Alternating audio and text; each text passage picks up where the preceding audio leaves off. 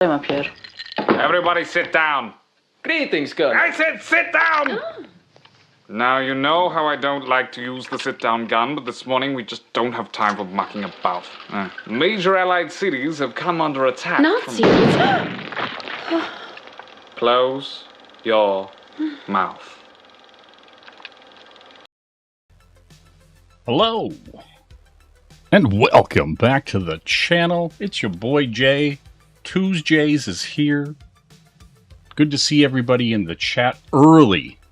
I see two of Scamp's personalities in the chat before this thing started. I like that. I like that about Scamps. I like that there are two more extra viewers. I'll take that watch time. Also, who else we got in here? We've got a young Alex VRB in here.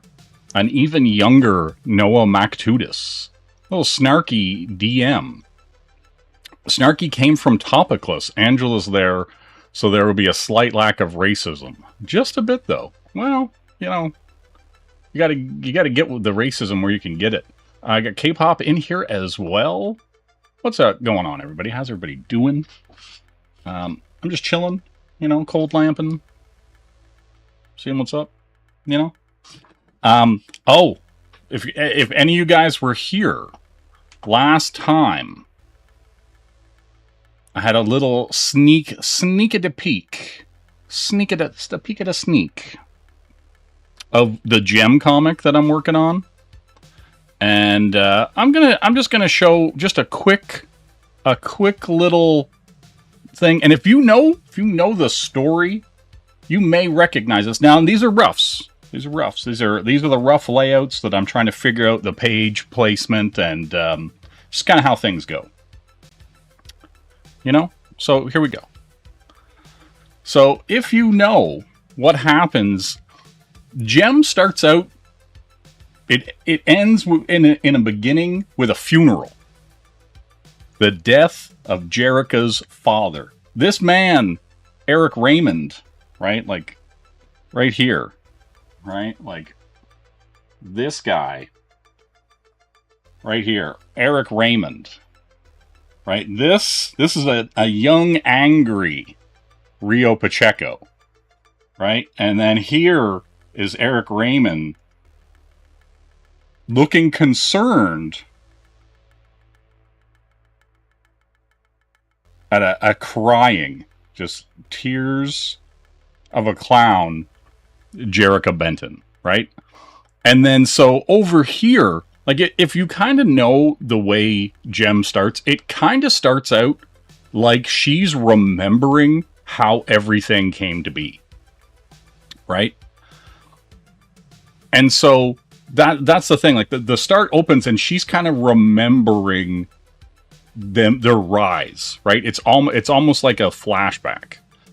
And so, but I'm gonna do something very different. Like, right, you'll remember this guy, you know. It's what's going on. What? Who's slapping me? Do I need to? Oh, I'm probably in not top chat. Hold on. Live chat.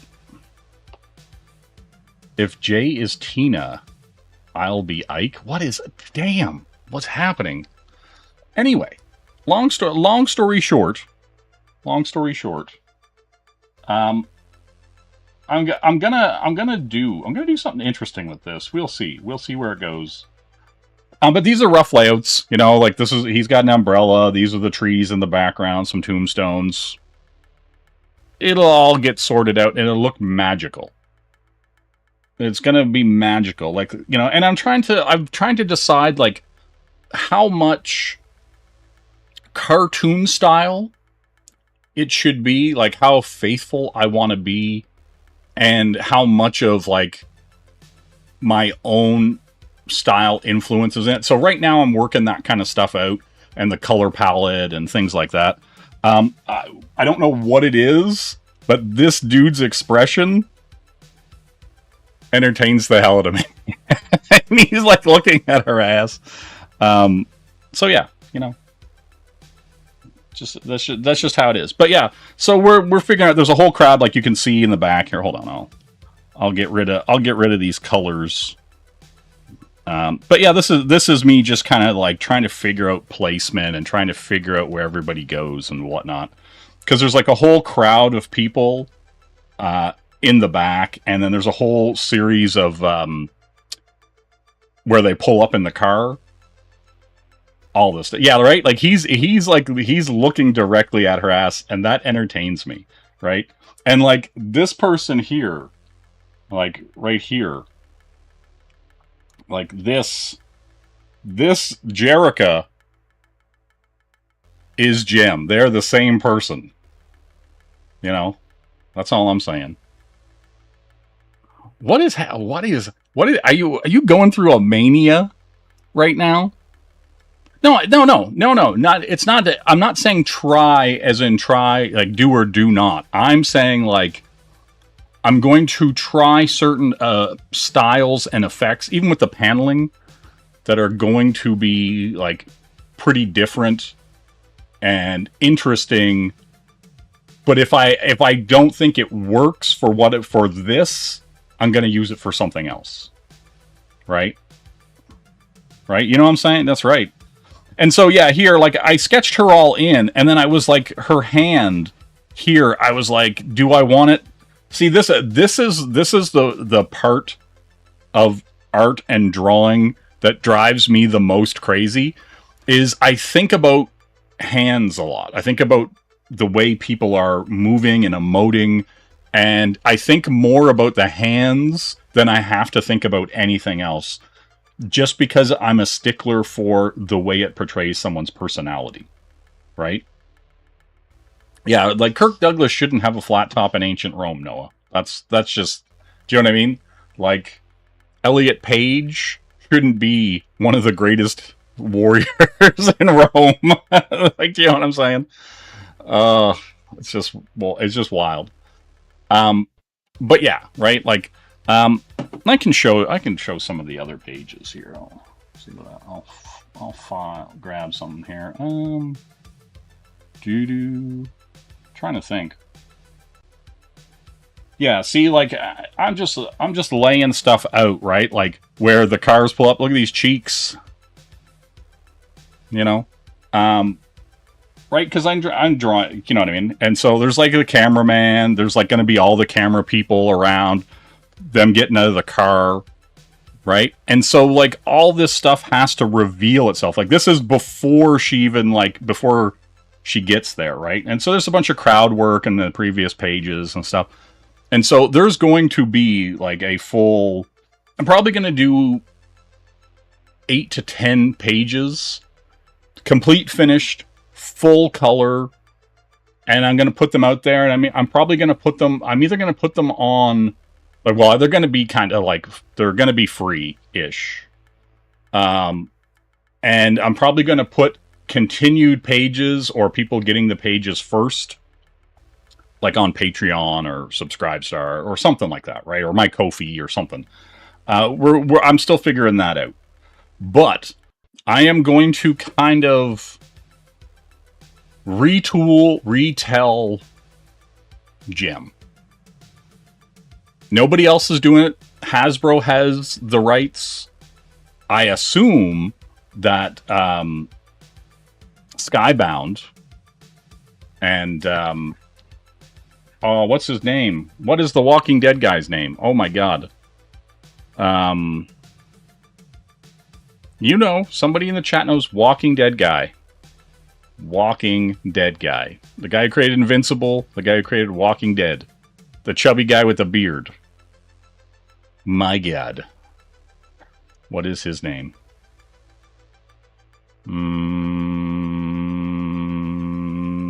It's not Paul Dini. It's not Kenneth Roquefort.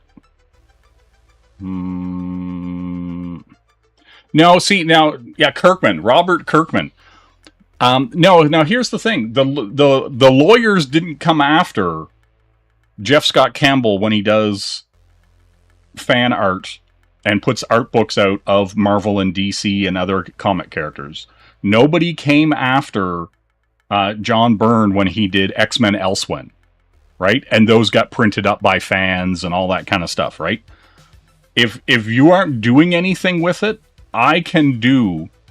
Yeah, chubby guy with a beard. Listen, I can do fan comics on the side, because I know I personally know people who do Undertale comics and stuff like that, and they have a Patreon and they get money to do it, and it's not official, and they're not getting sued, and they're not getting, you know, what, you know, cease and desists and all that kind of stuff, right? So, and here's my thing. If I do get one, I will go, hey, Robert Kirkman, hey, Skybound, here are 8 to 10 pages of a gem comic that is completely done. Let's do the other 22. Let's go. Do you know what I mean? Like that's what I'm saying. I would like to be I'd like to be the catalyst for change that isn't out there, right? Like, people aren't doing anything with the property or the IP. So if I can put a shine on it long enough for someone to take note, that to me is inherently interesting, right? That to me is inherently like, oh, that might be cool, right? And so, yeah, that's the way I look at it. You know, and then that way, I mean, because like if I get like a cease and desist, to me that's great, right? Like I'm just like, okay, cool. So you guys are out there, you're actively concerned about this product. What are you doing with it? Why are you coming out of fan comic, bro? You know, yes. Can I get rid of Matt Blacker? That was to me. Listen, I have 4 of those mass sketch covers, and when I opened it, no joke, I literally thought some black guy stole Matt Tracker's car. I was like, wait, did some black kid steal Matt Tracker's like car? Like, what is this? And then they like, you know, and then they literally pulled him out of the car and slammed him to the ground and held the gun to him and said, Matt Tracker. And I was like, God damn it. I was like, why is this Matt Tracker? Why can we not have a blonde blue-eyed white dude as the leader of Mask, like he was, and his son with the little robot that turns into a bike? Why can't we have that? Like, what is the problem here? Do you know what I mean? No, I'm not coping. I do, like, to me, no, here's the thing, Noah. If I got, you know, a cease and desist, I would actually be excited about that, because they're not going to send anything out there unless they are planning to do something. You know what I'm saying? And, stranger things have happened. Do you know what I mean? Like, you know, we might be able to do something, you know, might be able to do something interesting. And like, here's the thing, worst case scenario, nothing. You know, I have some fun. Yeah. No. See, here's the difference, Noah. You getting a restraining order to stay away from a woman is completely different than me getting a cease and desist because I'm creating something. That's 2 different things. That is 2 completely different things. You know what I mean? Well, that's what I'm saying. Like, if they're going to bring back, like, ROM Space Knight, they're going to bring back, like, Silverhawks, any kind of this stuff, right? I would like to put it out there. Do you know what I mean? That's my thing. Like, I would like, yeah, you're creating something too. Harassment and paperwork. No, but do you know what I mean? Like, to me, I think it's an interesting side project. And I can kind of do some different things. Like, I can do different things with colors. I can do different things. that I wouldn't be doing in my book's a lot darker than this. So, you know, there's definitely like some fun to be had here, right? With like, you know, layout and color palettes, and like, you know, like Rio has purple hair, for fuck's sake. Like, do you know what I mean? Like, there's a lot that can be done, right? And you know, and so like, yeah, that's the thing. Like, so I spent a bunch of time, you know, being like, oh, what's up, Rio? Like, you know, I'm not 100% sold on my Eric Raymond yet. Like, it's rough, right? Like, Rio is pretty solid, as far as like his look and design goes, but I'm not sure like how like evil, you know, like I want how slimy I want him to look initially, because in the first like episode or so, he's kind of just like, hey, this guy works at the record company with my father. He doesn't become a jerkwad to the viewer until, you know, she goes in and is like, hey, I need money for Starlight House, right? Like, you know, and so that to me is the thing, right?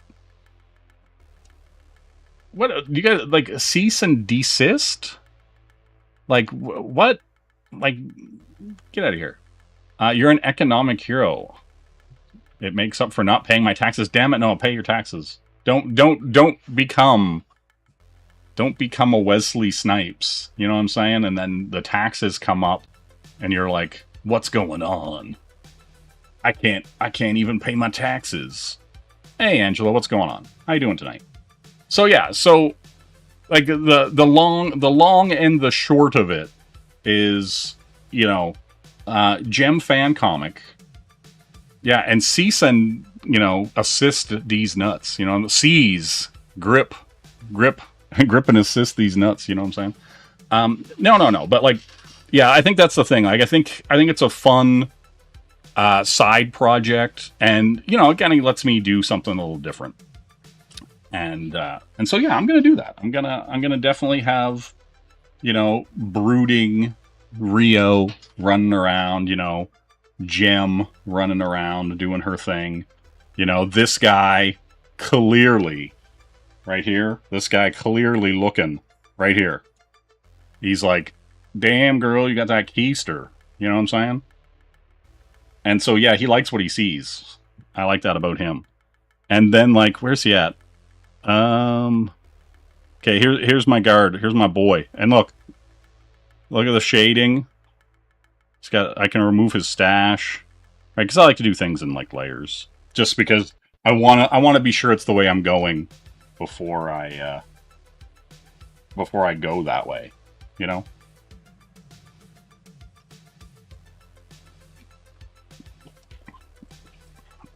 Yeah, we'll see. I've already redrawn one of the pages, like as far as layouts. I was like, I don't really like that, and so I changed some stuff. But I'm gonna, like, I've already got 7 of the 9 to 10 pages that I'm gonna do laid out, and then like some of like this one, the color, I experimented a little bit with it just to kind of see tone on things and to see how cartoony and what kind of color palette I was going to use, right? Because there's some purples in the pinks and things like that, and there's some transparency layers, like even the shawl, the kind of transparent shawl that the conductor guard guy has on is like, well, he's holding it in his hand, things like that, right? So it's gonna be full color 100%. And you know, and I mean, if you've seen, you know, stuff I've posted, my full color work, it'll be that and then some, you know, like, so yeah. Listen, speaking of, we were lied to, right? Like we were sold a bill of goods like that Kirby was black, and now thanks to Phil and the hardline yesterday, Kirby claims that he is not black. He's American. Now, I'm not sure if that's a cope, right? Like, is Kirby saying that he's an American? Is that a cope for not being black? Like, it's a weird, it's right, like, it's weird, you know, and I'm not sure how I feel about it, right? I'm not sure how I feel about that, you know, because like, I was like, oh man, Kirby's a solid brother living in Japan, you know, expanding the population. He's one of the good ones, you know what I mean? And yeah, he's like, he's one of the good ones. And then he came in and he was like, no. He's like, I'm not black. Right? Like, yeah, like it's Kirby, like Kirby is the all person. Like, you know, he's like, if like Snark hears him as like a ginger Irish, but I hear him as black. Do you know what I mean? Like in other people, somebody hears him as like, you know, a Somali refugee, you know? But yeah, like I'm telling you, Alex heard, see, Alex's ear heard he was Mexican. You know what I'm saying? Alex's ear did that. Yeah, right? Like, so yeah, we're you know, we're having fun. We're having fun, everybody. I also got a new toy.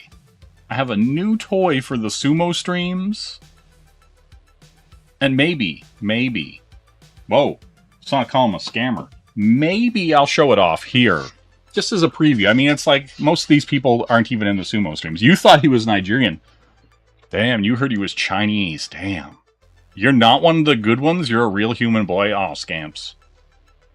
I know how it is. I, too, am also not one of the good ones. And I am a real human boy. Alright, we're going to pull this over here. Actually, I don't have to. That's the good thing about this new technology. Okay, I'm going to pull this over. Does that show up in here? No, it doesn't. Oh, okay, cool. And then, and only then, here, I'm gonna grab this, and I'm gonna open it in a new tab, and I'm gonna show you guys. We're gonna have some fun, guys. You know what I mean? You guys ever have fun? All right. So, I don't know. Let's see what we got here. Is there a Terry Moore video that I can look at? Hold on. So this is what we need to do. Hey, Sumo, what's going on? Sumo missed all the fun comic book talk. All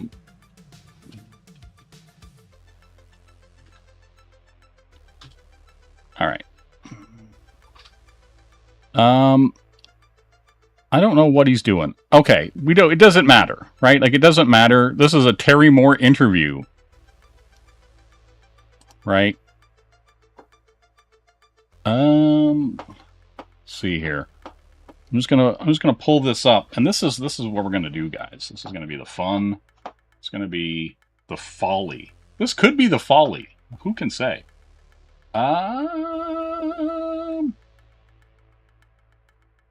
Let's see. No, that's not where I want to be.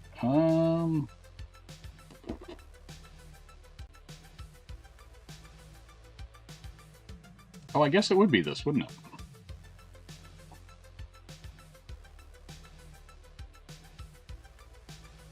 Boom. Okay. Okay, so here's the beauty, everybody. We've got a young Terry Moore. Young by 7 years, right? And then now, if I want, during this conversation that Terry Moore is having with this lady, I can be like, "Hey, dude, what are you looking at right now? Why are you checking her out? You know what I mean?" Okay, Telestrator tools. Let's go. Okay. So now, why does it do this? Okay, there we go. You guys seeing that? No, you're not. No, I guess I didn't pick a color. All right. There we're picked. We're picked. Red. I'm on the Telestrator. Is this really not going to work now that I've pulled this up?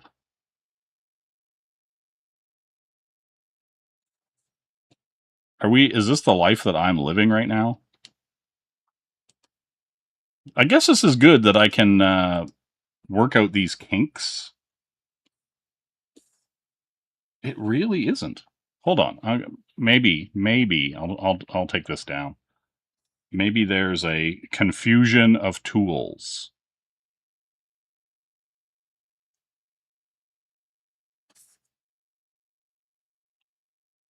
Clear.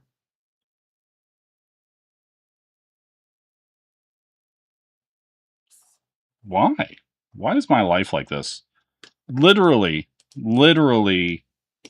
I used this the other day.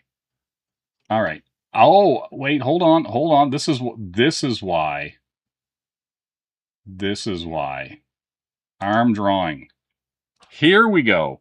Okay, see now. What's she got in her hand? It's a microphone. Terry, being a gentleman, making eye contact. There's no money spent, Sumo. Stop it. Now, Terry here refuses to check these out. Right? He's a married man. He's got a wife. He's got, everything he needs, And so like back here is where I want to be, because that's where probably the hentai is, And Artist Alley, I don't think so. You know what I mean? That's all I'm saying. That's all I'm saying. And so, yeah, I think these tools are what might bring us in the future. Man, somebody like we could get rid of that. You know what I mean, girl? Like that's a no. That's a condor. Yeah, the wife is a cover. Are you saying, Sumo? I can clear it, Are you saying, Sumo, that like Terry here with his Vegeta fade, are you saying that he with his giant gold chains, and they could be gold, right? That's all I'm saying, right? Like he could be rolling deep with these gold chains. He could be out here. He could have electric powers. We don't know what kind of watch he has. Do you know what I'm saying? That's all I'm saying. Anyway, I'm just saying new tools, new fun, circles. For the sumo streams. That's all I'm saying. That's all I'm saying. Right? That's all I'm saying. Right? Like I could draw these right here on our friend. I can get in here and do the fun stuff. That's all I'm saying. I'm just saying we are going to evolve the sumo streams and take things to like another level, right? Like I could, hold on. Let's see here. We'll go to the main camera while I look this up. Yeah, I could even, listen, I could even draw on myself. Do you know what I mean? Like I could be in here, doodling on me, right? Like I could be like, hey, Ichigo, what's up, dog? So it's fun. It's fun. But do you know what I mean? Like I could come in, I could see who else is streaming, right? This is I can see who else is streaming. And or I could even go in, and look at what's going on in the sumo world. And be like, hey, what's up, dogs? I'm not going to do that. I'm not going to do that. But, I think I'm Barney with the barbershop. Damn. All right. We're getting out of there. But yeah, it's just how it is. One thing I'm probably going to have a look at now that we've done some chitter chatter, we might have a look at this 2010 Icons, The Art of Jim Lee, Wildcats and Wildstorm Productions, DC, etc. So yeah, that might be a thing that happens,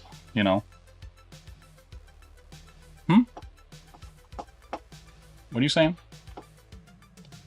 How can you see what's going on in my world? You get a cat. Listen, Sumo. Maybe I do. Maybe I do. Maybe I got that Gochu. You know what I'm saying? Maybe I got that Gochu. You returned with your cake. Ooh. I like that. Yeah. Speaking of, that's what we're gonna do then. Yes, I just closed this. I'm telling you.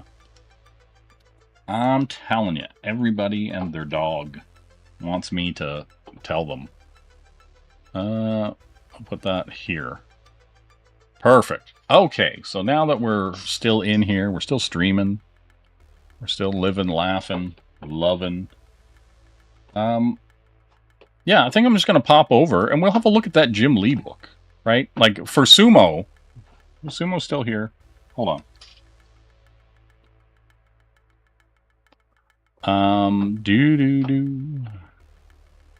So many cameras. Okay, so Sumo. Young Sumo.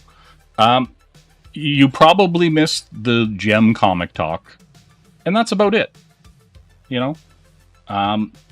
Yeah, I'm gonna do a little side thing, see what's up, you know. But yeah, with that said, let's go to this desk camera and have a look at what's going on. You know what I'm saying? And I think you do. All right, let's slippity slide. That means I got to slide you guys over.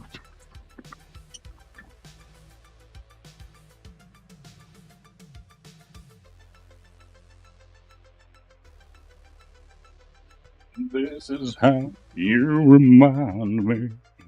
Oh, all right, we got you over here. Now I gotta pull this ramshackle chat all the way over here. And live chat. Okay. Now, I don't got that Gochu, Sumo. But what I do have... Man, why does everything want to be in my way right now? Okay. I do not consent to sliding. Damn it, Alex. I'm gonna slide, slippity slide, run around, ride around. All right, let's get in here. My PS5 controller's in the way. I'm gonna move that. So yeah, today we're gonna look at Jim. Oh, there's a slipcover for it, but it doesn't always come with the slipcover. I'll show you it right quick, just so you feel satisfied.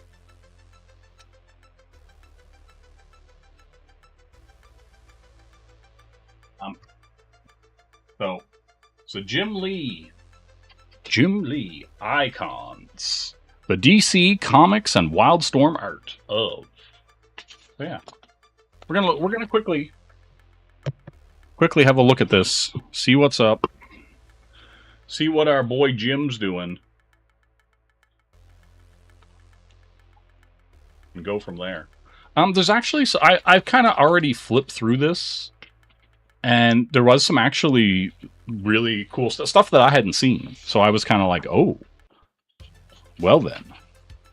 We got this Batman and what looks like a bunch of Doomsdays. Batman's got a couple swords. Superman looking angry. Got more Batman. Got a bunch of acknowledgements. Printed and bound in China. Damn. Damn, why didn't they keep it in country? Oh, it's because it's cheaper. Oh. You have 3 boxes of Abyss Eye Pokemon cards. 2 of them you open, 1 you won't. Oh.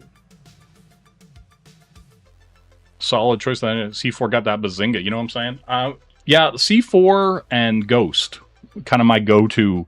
They're the ones that have, like, what I would consider the least, like, crappy feeling when you have them. We got a nice contents page here. Got some Green Lanterns, some Flash, some old school Flash. Hawkman. Alright. Alright. Ooh. Got a nice little Batman Nightwing here. Got ourselves a Spartan. We got some Grifter. Who's that supposed to be? No, that's not Magneto. I just don't recognize that mask.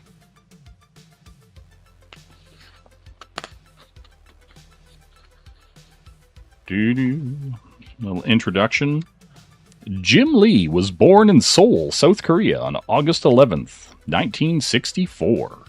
At the age of 4, his parents immigrated to the United States and he grew up in St. Louis, Missouri, home of the Gateway Arch that serves up as the entryway to the American heartland, where he enjoyed typical middle-class childhood. He was an avid artist, and a listing in his high school yearbook predicted that he would work in comics. Oh, he's like, most likely. Oh, look, there's a color version of that. Those pencils at the start. Still, after graduation, he entered a pre-med track at Princeton University because his parents wanted him to have a real job. Doesn't say that there. I put that there. You know, next 4 years, he believed that his future lied in the medical sphere rather than the arts. You know? So yeah, that's a little tidbit about Jim. Little Jim Lee. Look at him. You know, I thought he was related to Stan Lee, but here we are.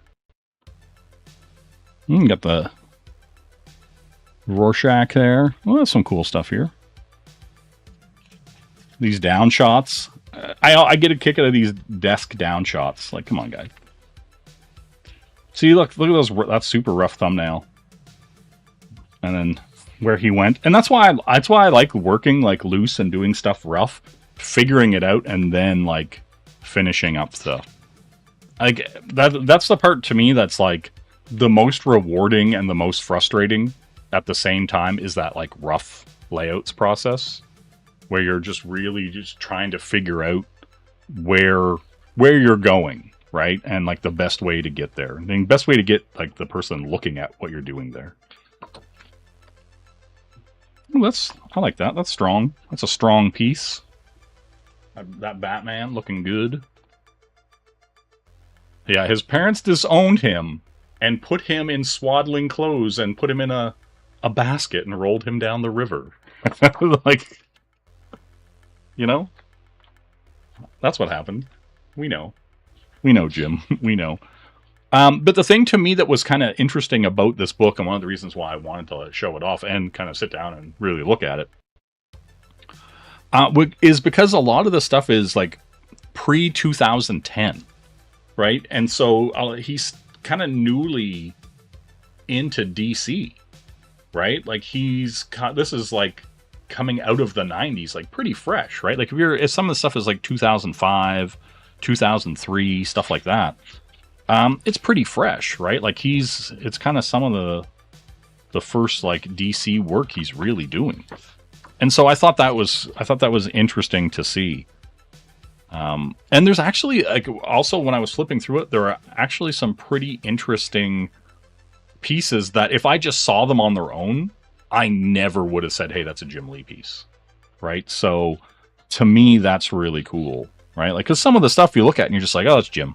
That's Jim, I can tell, right? Or the Scott Williams inks, right? Where you're just immediately like, all right, I see what's happening here. But then he's got some really like interesting, like looser, rough stuff in here, and I'm like, ooh, that's cool. Yeah, like see, like a lot of this stuff where he's just like super loose, and then it's like he tightened up around there just to kind of see if he was going to keep going with it, right? Like, and here's that piece, and it's similar to that starting sketch, but you know, he definitely redrew it and went a different way, right? And that's the thing. Like, I feel like a lot of people seem to have in their head that like when people draw things, it just kind of poof, and it's like that's his first attempt, and it's never his first attempt. It's like there's always like layouts and sketches. Like, look at this, he's just splatting. He is just splatting white on there. Holy crap! Like, look at that, blah blah. They're just a blob, right?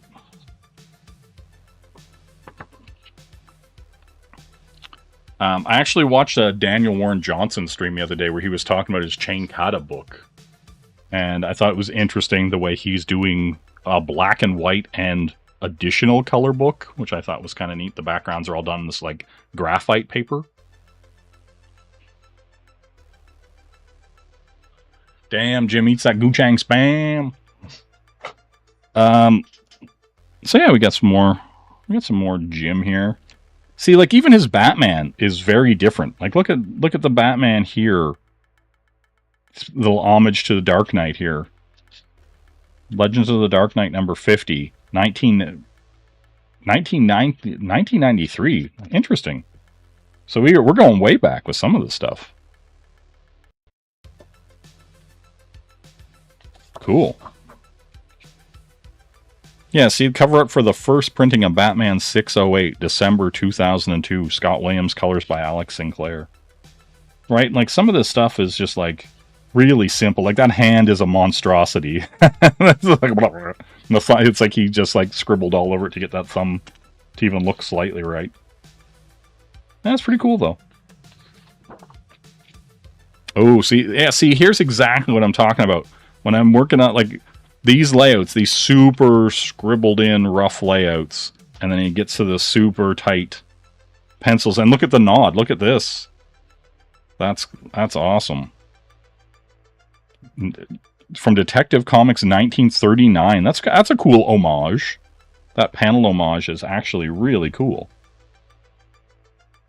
But yeah, like, right, like getting on from here to here. Good times. Yes, I think he would have. I think he would have just went... It would have been a trophy wife. You know what I'm saying? If Jim was in the medical field, he absolutely would have stolen another doctor's wife. Oh, that's kind of cool. I like that. From page 8 of Batman 613 from 2003. And then this one is from Batman 614. And it's all like, you know, ink wash. So a little bit of color in here.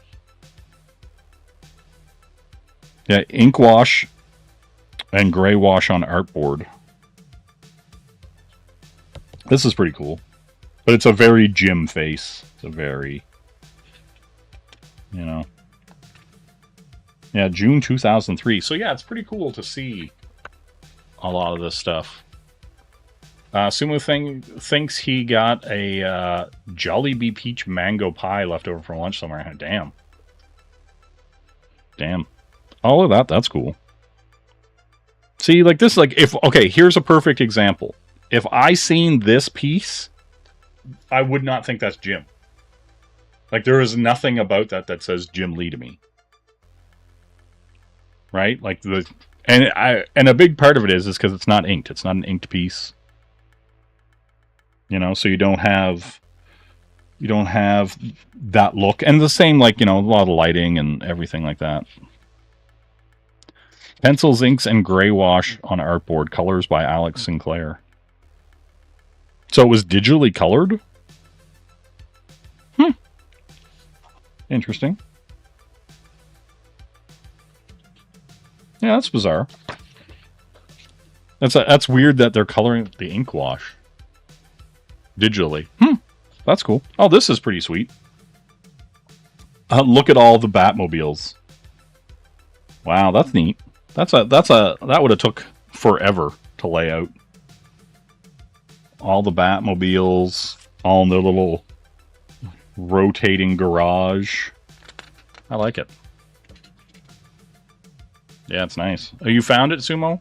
You're gonna get in there. You're gonna enjoy the sweet sounds. Oh, look at this. This is pretty cool. Super rough to get to that. I like it. I'm a big fan. I'm a big fan. Yeah, I've been having a lot more fun in the layout process. Like, as frustrating as it can be, and that's kind of the interesting part about doing this gem thing, is I can kind of experiment with something that's kind of like already established, right? Like I can just kind of like pick and choose how I want to do things or look at it. And then if I feel like adding something different or switching around with it, I can just do whatever I want.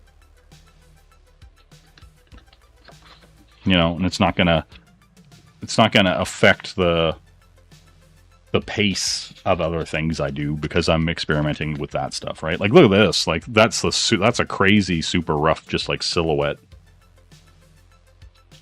And he even goes way darker here than the final piece, right? Because it has another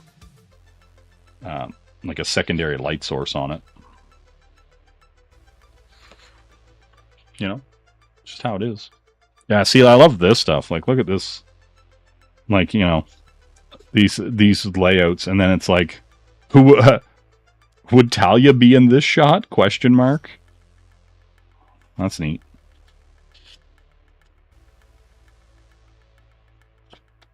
Yeah, his Joker. I don't know what it is, but it's like, it's very bizarre. I don't know what it is about Jim Lee's Joker. I'm not a fan of it. Like, his Batman and stuff's fine. You know, Commissioner Gordon, etc. But something about his Joker just looks weird to me. Just doesn't look right. That's pretty tight, though. I like that. Right, and you can see where he drew and then erased a bunch of stuff for the arms. You can see that's where it would be, and then he just erases it all and shades it all in. Yeah, it's super cool.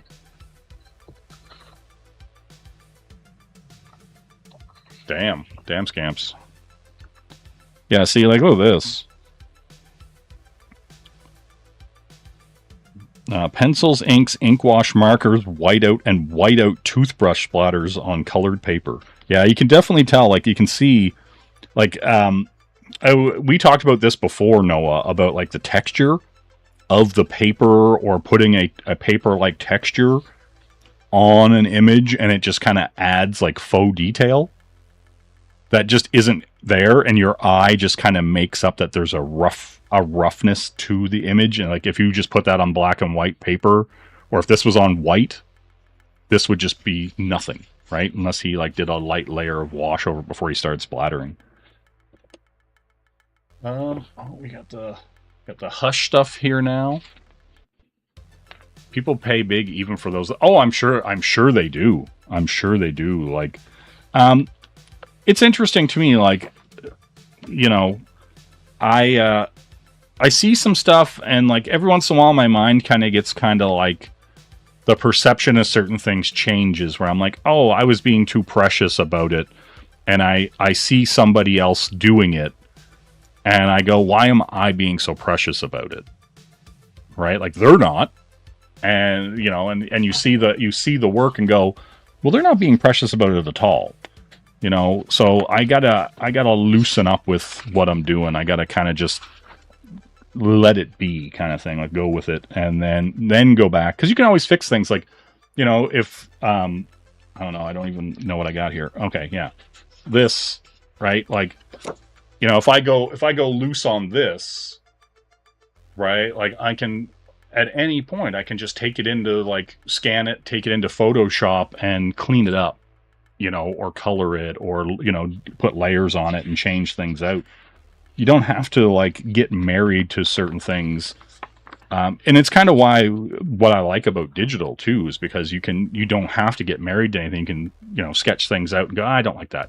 I don't like that. And you're not, like, wasting reams of paper. You know what I mean? So, yeah, here's him doing some layout work, some kind of turnaround work for a action figure statue kind of thing. Hey Tex, what's going on? How you doing? The final version for the Batman figure was DC's Direct Hush Series 1 line, May 2004.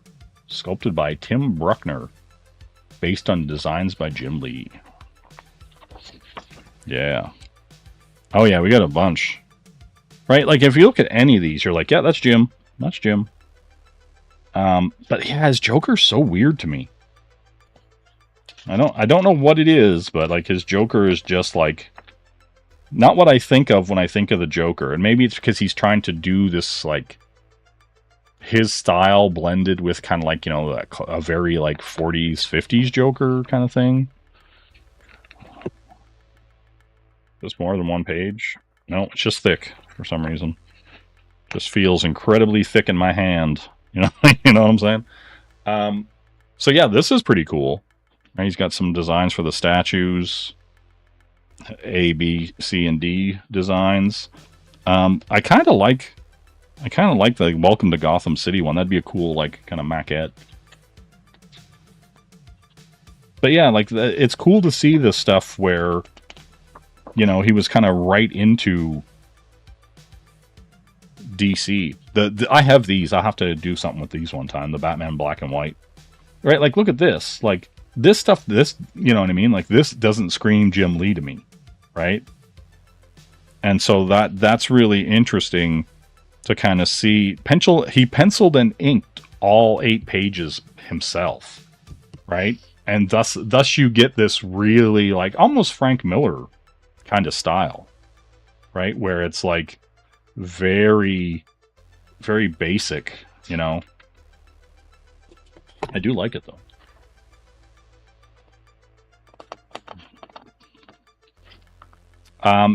I mean, then the character's name would be Shush or Shut Up.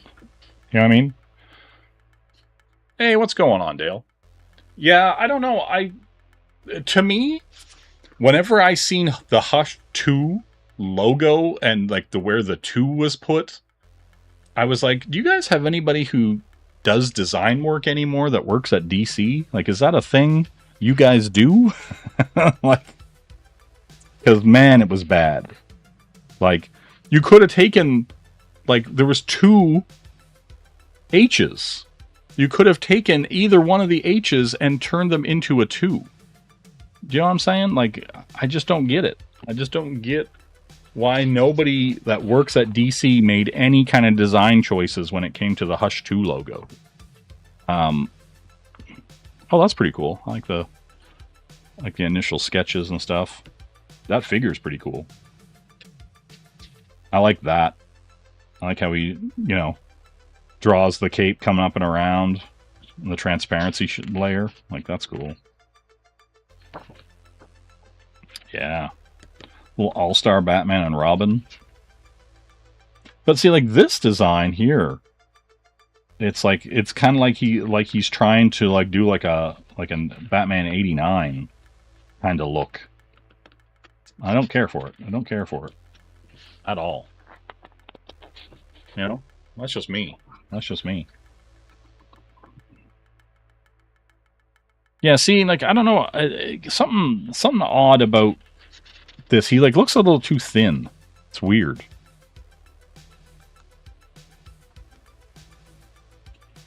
Yeah, I don't know what it is with some of it where I'm just kind of like, eh. Not sure what you're doing here, Jim.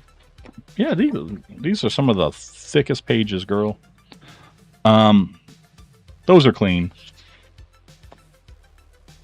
Yeah, I like that. Like the switch.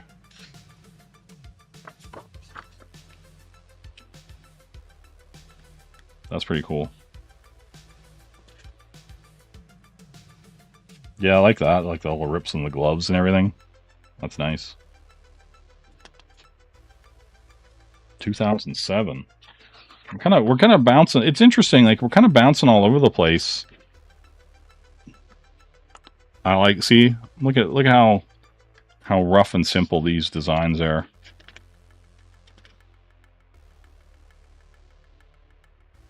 I always find it funny when they just go black like that on his face, and it's like, come on, guys. Like, it's cool if he's in the shadows or whatever, but like, they're in the same light. I do dig that. That's a pretty cool piece. You know. What I do find weird, here's what I do find weird, is like, what's with this red? Like, yeah, there's no red like that. Like, why are we casting this weird red light on him? Like, everything else is blue. The sky's never going to be that color red. Like, what are we doing here? I just don't get it. Like, these color choices they pick sometimes, just, I shake my head at them. See, now we're going back to 2004. See, that looks great. Like, see how he came in here? And there's so much shadow, and there's just that little cascade of light coming across. That looks way better than just filling his face in with black. Right? Like, slap that on that previous image. We're good. Yeah, that's really cool. There's a lot of splatter on that. Just adding gritty texture to it. You know, not too much splatter, but some good splatter. Yeah, see, this stuff's great. How many panels can you squeeze onto a page? Jeez. Damn. He finished hard. And he points at him. You didn't see that, Robin. You didn't see that. Look away. 2-page spread.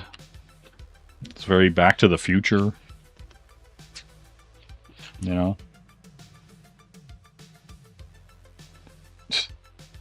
Below, the series presented Jim with the challenge of learning to draw believable animals. See, that's what's kind of weird, right? Like, he's been in comics, like, since the 80s. And it's like, oh, now he's going to draw believable animals. Like, did he not draw a deer or antelope or anything his entire career that he just suddenly had to draw believable animals? Frank likes to include a lot of animals in his scripts, though there are a lot of these shots of rabbits and deer and lizards and rats. And he uses them in juxtaposition with the images, which are the main focus of the panels. They're not critical to the storyline, but they are artistic storytelling devices.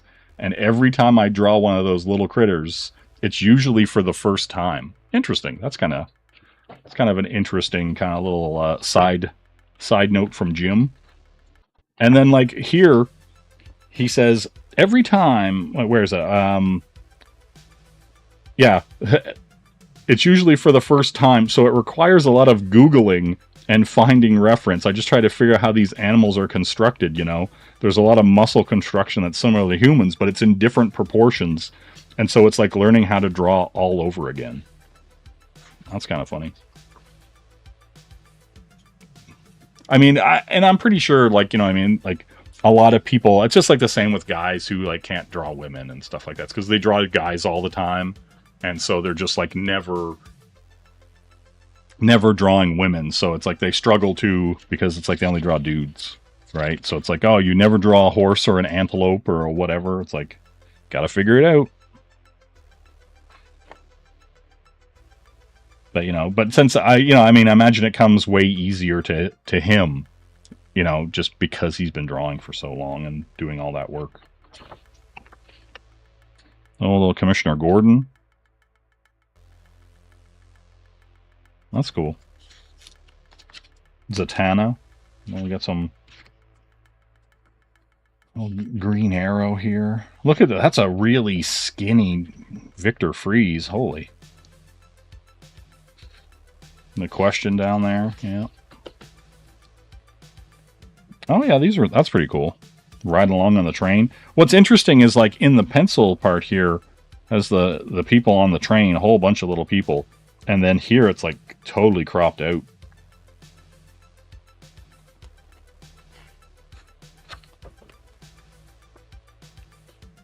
My squirrels were the stuff of nightmares. Hey, Sheldon, what's going on? He drew animals from time to time, but they were unbelievable. Exactly. Yeah, see, okay, so here's some of the weird stuff, right? Like, his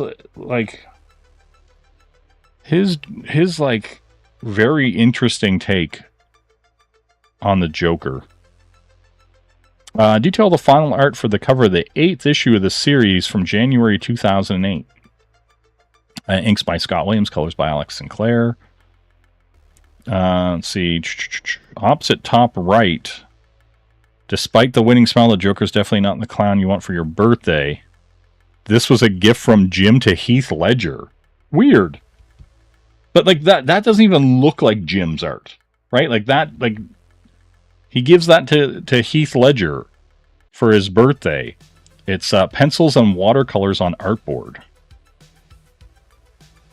Right? Like, if I look at that and if I seen that without the Jim Lee signature, I would not have any clue that that's Jim. Right? Like, you know what I'm saying? Like, that's what's wild to me. Like, it's just such a departure from, like, what he does. That was little Wizard magazine from 2005, an homage to the classic 1996 image of the dynamic duo by Carmine Infantino and Murphy Anderson. Okay. The Bat Family. Yeah, see, I really like this.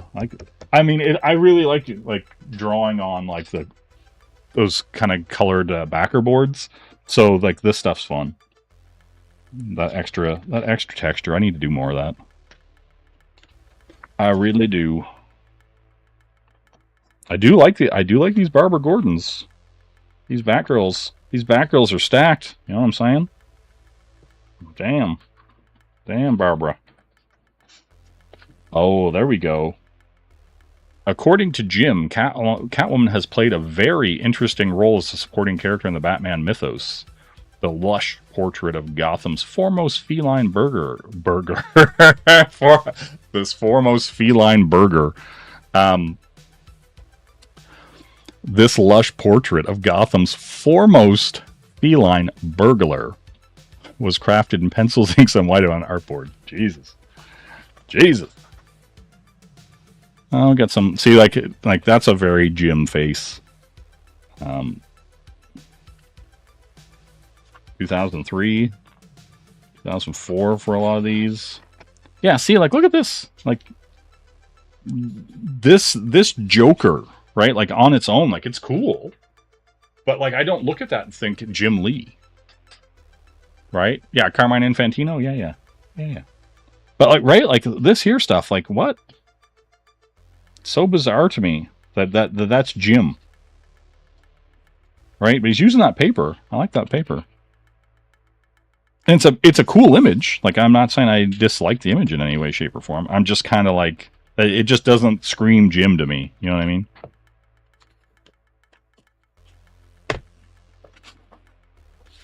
Oh, we're getting in here with soups. Yeah, there's some pretty, like, some pretty striking imagery. You know what I mean? He gets it done. Yes, I love this. Look at this Superman. Look at this Superman. A very early Superman sketch by a young Jim Lee. Influenced by the Batman The Dark Knight Returns. Inks and markers on paper. And then it's like, this spread, dissatisfied with his portrayal of Superman and Batman Hush, Lee set about rediscovering the character, his visual essence through doodles, sketches, and even breaking down his figure into basic components, all in an effort to better understand how to build a better Man of Steel for the For Tomorrow run. Pencils, inks, and markers on paper. So yeah, that's kind of interesting, because like he's probably like, hey, I need to get his shape language down. I need to be like, this is Superman. And when he's standing beside Batman, they look different. Right? Yeah, see, and that's the thing. Like, a lot of, like, you know, he's a pretty established, like, regular working artist, right? And so he's actually sitting down and being like, no, I got to break this down again. I gotta do this, right? And because a lot of people aren't doing that. Like, they're just like, yeah, I know it. I'm going to just keep doing it. Hey, A1, how you doing? This book, Sumo, where's it at? It's this Jim Lee Icons, the DC Comics and Wildstorm art of Jim Lee is what it be. So it's got basically from, I guess it would be 2003 to 2010. This book came out in 2010. So most of the work is kind of when he just started getting into his role at DC and stuff, right? So it's showing like a lot of his like All-Star Superman, All-Star Batman stuff, right? A little Alex Ross paint over this. Yeah. Lee's figure and layout designs for the Legendary Heroes Wizard cover collaboration with the popular painter Alex Ross. Pencils on paper. This page, the Legendary Heroes artwork featuring Alex Ross' painted rendition of Jim's drawing, originally created as an exclusive cover for Wizard 155 in 2004. As a Also released as a limited edition Jiggly print in April of 2006. So yeah, we got some. I like that. That's a cool pose. You know. But yeah, no, it's pretty cool. Damn, you seen the sumo stream and didn't watch it? Wow. Wow, A1. Wow. Incredible. Got more Superman for tomorrow. Oh, that's pretty cool. I like that. Yeah, some really good, right? Like, but like, look how different. Like, that's, yeah, like too cartoony? Question mark. Right? Because that's the thing. Like, when you're doing this kind of stuff, you know, like, that to me looks pretty cool. But like, you know what I mean? Like, but you would still have people go, oh man, Superman looks too cartoony. Right? Like, why is Jim drawing him so cartoony? And you got to think about that, right? You got to think about your audience and who they are and who you want them to be, right? Like when you're creating and designing this stuff.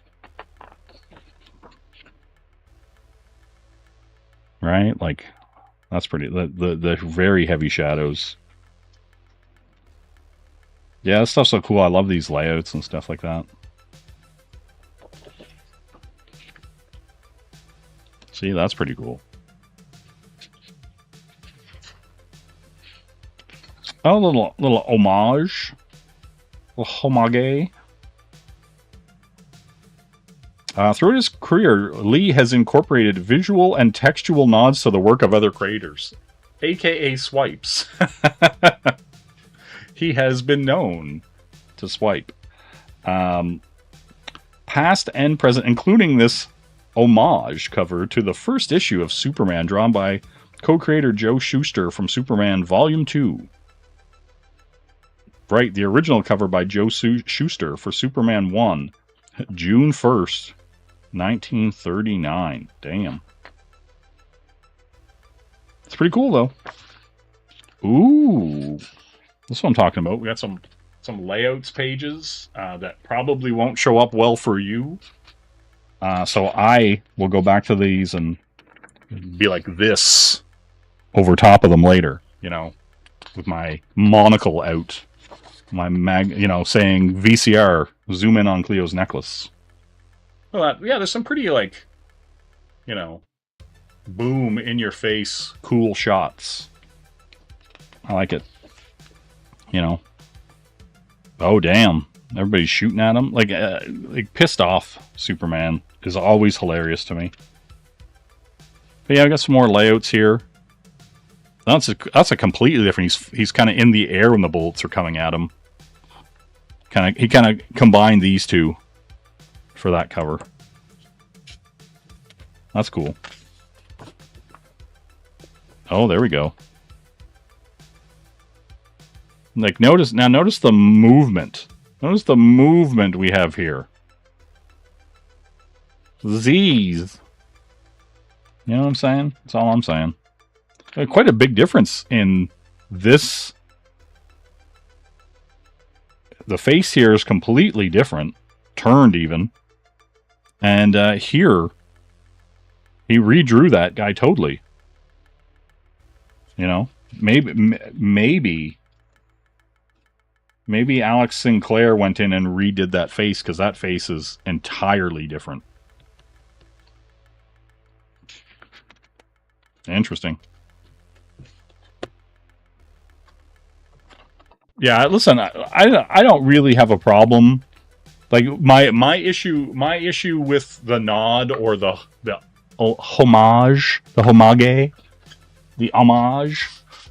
is that some people do it too much. Do you know what I'm saying? Like, it's cool to do it once in a while, or like, hey, I have a favorite cover, and, you know, I'm making my own book, so I'm going to do this homage to it. Or I really like that Fantastic Four cover where they're all coming up, you know, and fighting, you know, Fin Fang Foom or something, you know, whatever. And you're just like, oh, I really like that. But like, man, not every single thing you do has to be a nod to something else, right? Like there should be some of your own creative input, like in what you do. Like everything can't be, oh, I'm just going to redraw this thing that somebody else redrew, right? I'm just going to redraw this again. You know, that's all I'm saying. That's pretty cool. I like that. Cover for Superman 212. Pencils and inks on artboard. They just inverted it and slapped it with some colors. Yeah, we got some more Superman. I like that. That to me is pretty cool. I like it better here. Like you can see the whiteout. He really slapped whiteout on that to get that logo on there. But I kind of like it better here, where it's just all blacked in.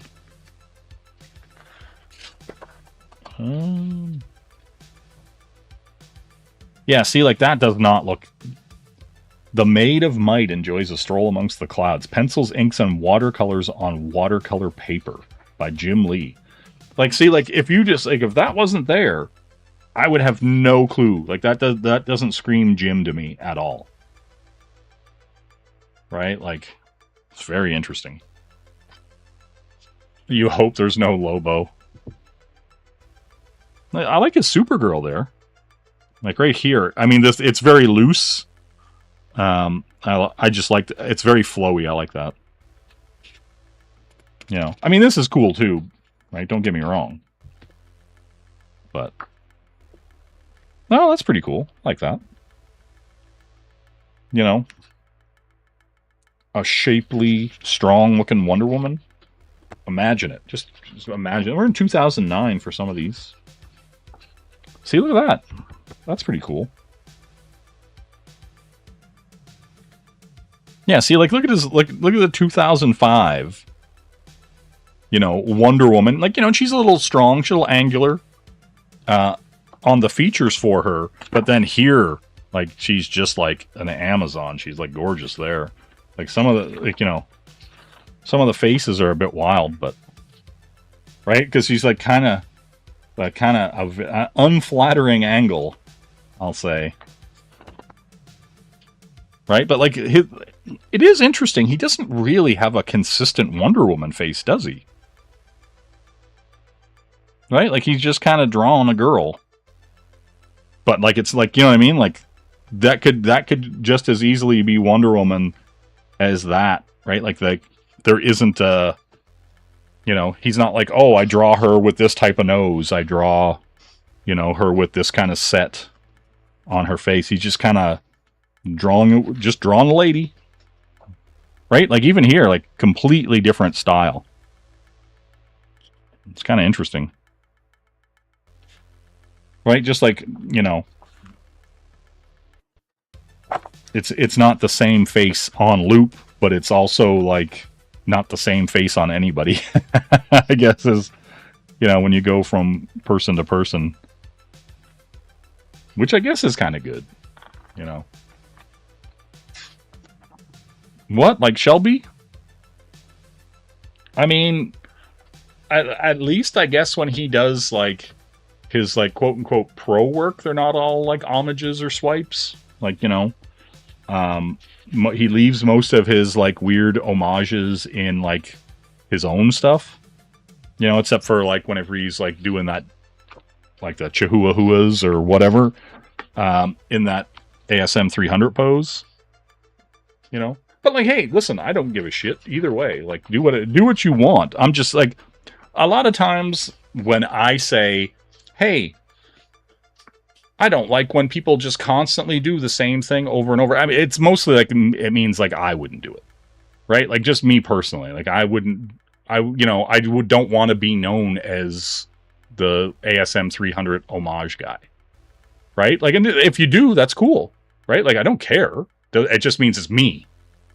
Do you know what I mean? Like, I'm not saying that, like, nobody can do whatever it is they want to do or enjoy, right? Like, if people have fun doing homages and little nods to things, cool. Like, I don't hate them. Like, I've done them. You haven't seen it. I don't think you're ever... Hold on. Since, I don't know if I've ever even shown this. I'm gonna show it, and then I'm gonna be like, that's fucking dumb. But anyway, hold on. See if I can pull it up.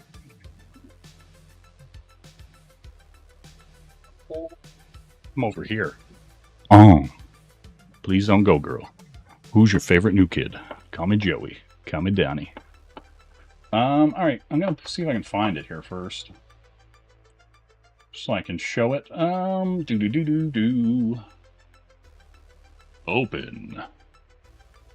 Open says me.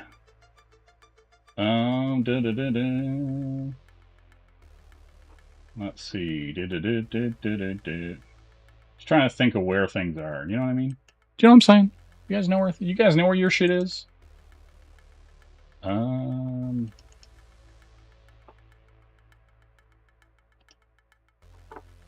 we go. We'll just open it.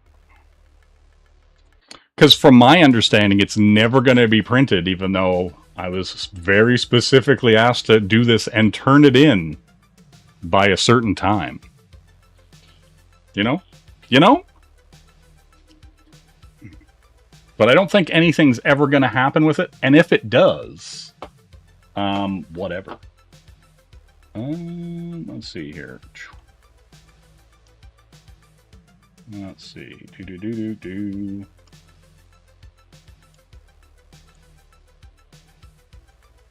Boom. Okay. See if you guys... I gotta find this... Digital Art Cam. Okay. I'll pull you guys over here right quick so you can see. Okay, so... This, as you may or may not be aware, is an homage to the G.I. Joe silent issue 21, where Snake Eyes is sliding down the side of the building with the rope. Now, I was commissioned to do an American Ninja X cover for a young Patrick Thomas Parnell. But that figure and that book have failed so many times. I drew this 2 years ago. 2 years ago. And it has not become a cover or anything. Exactly. Exactly. What's going on, Bancroft? But anyway, yeah, long story short, that's it. That was supposed to be a cover for a book that I don't think is ever going to come out. And if it does, whatever. You've seen the cover, if it ever is used for a cover, and it's quite a nice cover. I'm gonna tell you that right now. It is. Look at this color work. Look at it. Do you even know color work, bro? Yeah, exactly, Snark. Exactly. Like, do you know what I'm saying? Like, listen, I'm after 2 years and however many like failed attempts and launches and whatever. Right? Like, does anybody here even shade like this, bro? Look at this. Look at this. Look at this. Do you guys even color? Yeah, listen, exactly. Exactly, Bancroft. At least you turned my art into a magnet that people love. Like, you know what I'm saying? But yeah, like, long story short, I don't care if you do, you know, I don't care if you do homages per se, but I think it's like, you know, if you're doing a ninja book, that's clearly, obviously, the whole thing is an homage to, you know, G.I. Joe ninjas. Exactly. But anyway, like, long story short, yeah, this is a cover that was supposed to happen. Whether it does ever happen, I don't know, but it's been done for years. I did that for Patrick. No clue what's going on with it. But I'm probably legitimately going to turn it into a Storm Shadow and a Snake Eyes print and have them flipped facing each other. sliding down the mountain. You know what I'm saying? Listen, the correct accent is always the correct accent. But yes, look at this color work. This is beautiful. Look at the lighting from the gun. Look at the gun. Look at the bullets. Right? Like, look at this. Look at the lighting on the rope. Right? Like, this is what I do. Right? Like, this is like on a Tuesday. Look at this. Look at how clean this line work is. Like, do you know what I'm saying? And here's the best part. Like, if you actually go and look at the G.I. Joe Silent issue 21, his pose is completely different. The way he's holding the rope, his feet are sliding down the side of the building. Snake Eyes are hanging limp. Listen, Sumo, there is nobody who is more a fan of my work than me. You know what I'm saying? There is no... When I get something like that's this clean and this finished and this good, there is nobody who is more a fan of my work than I am. Right? Because I toil over things to get them here. Right? Like, I go out of my way to make things the best they can be. Right? And so, and that's the thing, and too, and like, I won't, like, you know, when I do an homage, I'm not like, oh, I've got to copy it exactly. It's a nod to it, right?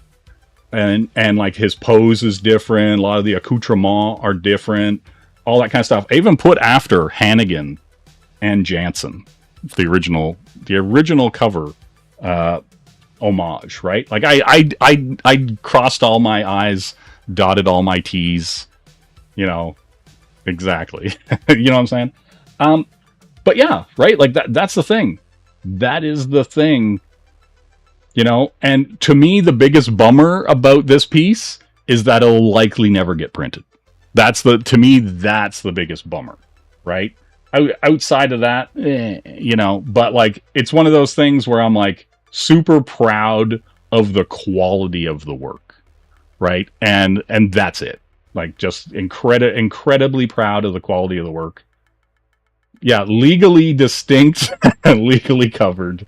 But yeah, like, you know what I'm saying? But anyway, like, you know, long story short, I'm not afraid of homages. I don't hate people who do them. I just think there's a time and a place, and overdoing it is like whatever to me, right? Like, you know what I mean? Like, it loses its specialness if everything is an homage to everything you do is an homage to something, right? Like, it's like, then at what point, where is your creative vision? Where is your design sense? Where is your ability to create actually coming from, right? You know, listen, Sumo, I know what you just did right there. And I'm going to take the compliment, and also, one of these days, you son of a bitch, I'm going to come for you. You know what I mean? Yeah, like, that's it. That's how it is. That's how it goes. But yeah, you know, anyway, we're going to get back to this. But yeah, like I said, long story short, it's a beauty. It's a beauty. Like, most people can't even draw hands this good, let alone feet, let alone booties, let alone this gun, this chest, this helmet. Do you know what I'm saying? 5 foot long homage. Damn. I got a 5 foot long homage for somebody. You know what I'm saying? But yeah, anyway, we're going to get back over here. We're going to keep looking at Jim, seeing what Jim's up to. You know what I'm saying?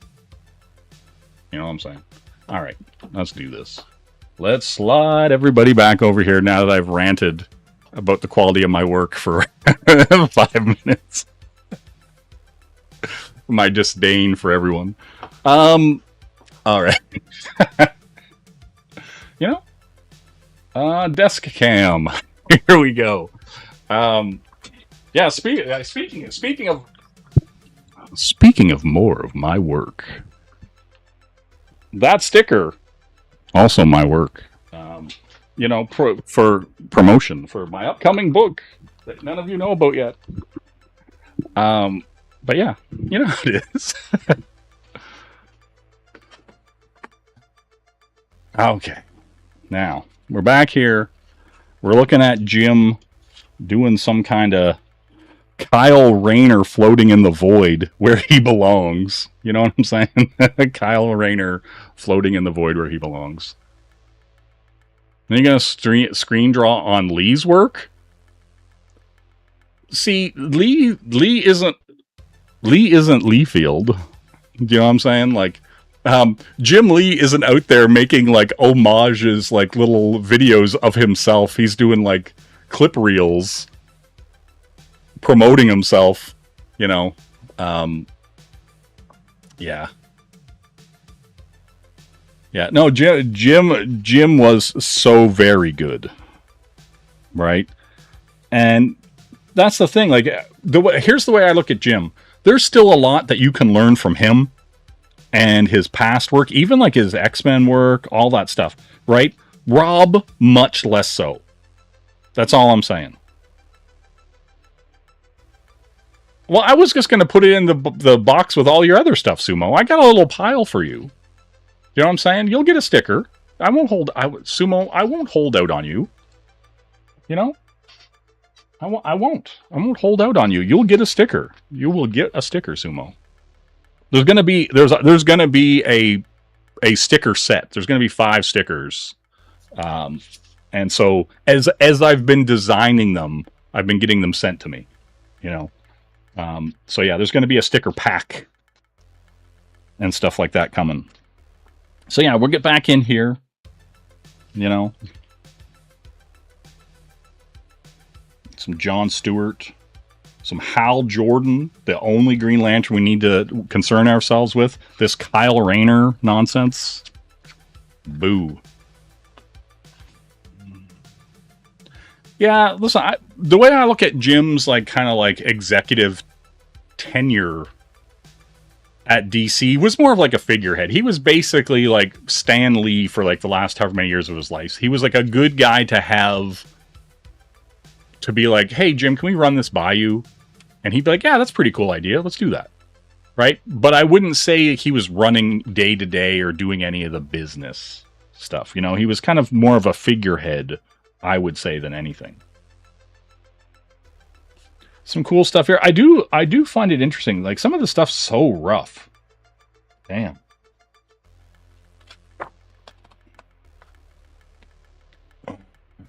Yeah, the new screen. Well, see, the new screen drawer thing is going to be used when I mock people in video form or for Sumo streams.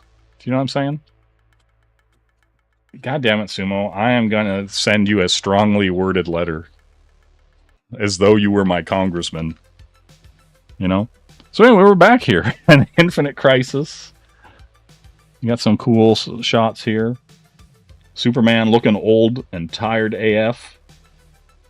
Power Girl looking very powerful. You know what I'm saying?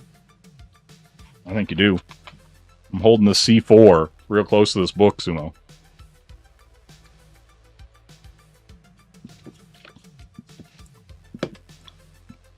But yeah. You got Superman in some weird techno armor. Not a fan of it. I can't say that I'm a fan of Superman in weird armor. This is crazy. That's what it took forever. But I dig it. Yeah, here it is, and here's the piece. And kind of, you know, guess we'll leave it, you know, and then you can tilt your phone or your television. Maybe your TV's on one of those nice like rotator things, and you can just do it. Yeah, yes, Michael. A ton of this stuff is DC stuff, and it's I believe like it was printed in 2010, and a lot of this stuff I feel is like just when he came over to DC. And see, oh, we got some now. See, now we're getting out of the DC stuff. We're going into some of his Wildstorm work, and admittedly, a good 150-ish pages of the book were, you know, his DC stuff. But yeah, we got a cool Wildcats here. Got Spartan and Ripclaw and Grifter, Void, Voodoo, Maul. I cannot remember. I can think of a handful of times in my entire life when I seen Maul like this, in his like dude form. Zealot. See, look at this. I know my Wildcats, one and only.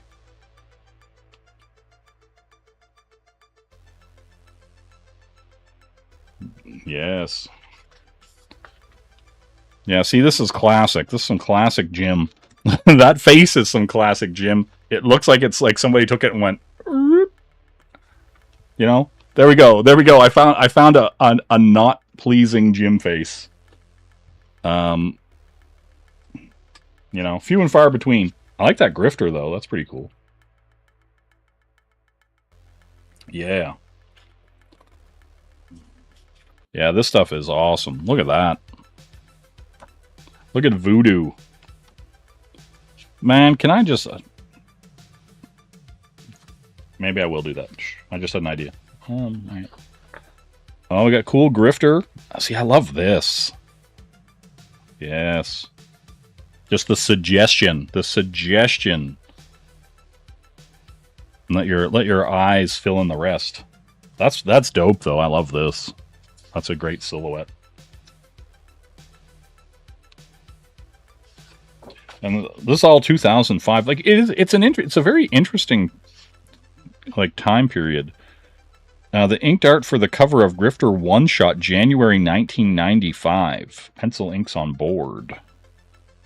That's this. This is it says 94, but it was the 95 issue that it came out on. So you know we bounced them back a little. You know. Listen, I like it. I like a good Grifter. You know what I'm saying? Let's go to the mall. God damn it, Ayla.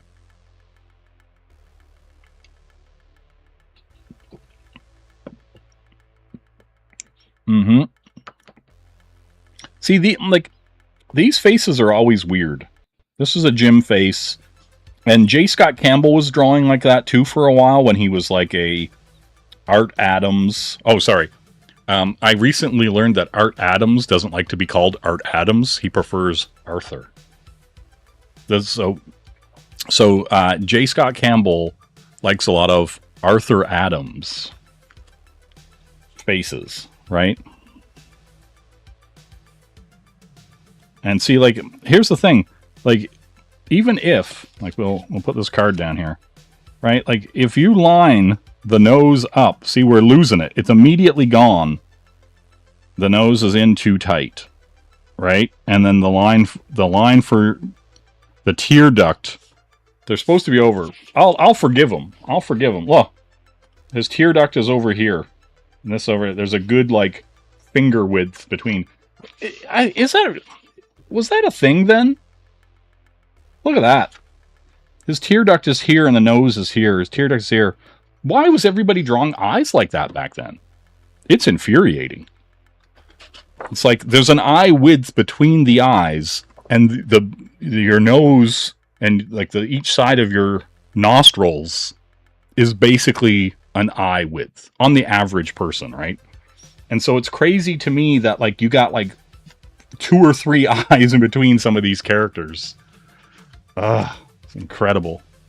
You don't believe me? Draw it on the screen. God damn it, Sheldon. Look, okay. See, look, right here. Lines up perfectly. Side of her nose with the tear duct. That's how it's supposed to work. Right here. Side of her nose. It's a little. He's got an extended tear duct. I'll give it to him. I'll give it to Jim. I'll give it to Jim here on this one. It's one of those little things. I just don't understand why even then they just weren't like a lot of these guys are incredible artists and draftsmen, right? And I just don't understand why they were so loose with some of the anatomy, right? Like where it's just like, that's not how a face works, bro. Like, like can we, you know, Like, that's what drives me crazy. Like, you'll see, like, look at this. That eye is way crazy. Like, you cannot tell me that eye is not, it's way too far over. That's just how, like, that eye is the wonkiest thing. Like, if you were flipping it with a mirror, but then he'll go and do this. Look at this beautiful voodoo. And immediately, it's, like, perfect. Right? Like, you can see on both of them. It's perfect. It's like, I'm telling you, it's just crazy. If you show your screen drawing thing, Bancroft is going to steal it. No, he can't steal it. I don't even think he uses the programs that I use for him to be able to steal it. You know what I'm saying? That's all I'm saying. Anyway, it drives me crazy, right? Like, this here, look, that is that's one eye apart. That's one eye apart. This, if she turned her head, she's like eyes wide apart. It's not like, guys, you know. Oh, that's pretty cool. Whoa, this stuff's crazy. Whoa, damn.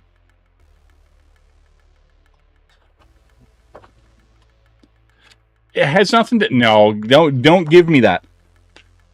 It's meant to be realistic in and of the fact that it's supposed to represent a human, right? So if you're drawing this, you're a slave to the anatomy, right? Like, if you're doing this, you're a slave to the anatomy. So whenever, like, Rob draws like an eye that's like 3 feet to the south of the other eye, like, it's noticeable, and it's like, it's not something you should be doing, right? Like, see, he's perfectly right on here. He's right on here. Grifter the whole thing, right? Like, it's just weird, like, that they don't notice it. I guess is the only thing I can, you know, is just like, hey, we were doing it and we had to get this out the door. You know? Because most of the time it's right on. See, like, look at this. If I seen this, there's no way I would say that's Jim Lee. Like, no way, shape, or form. See, look at this opposite, this page right here.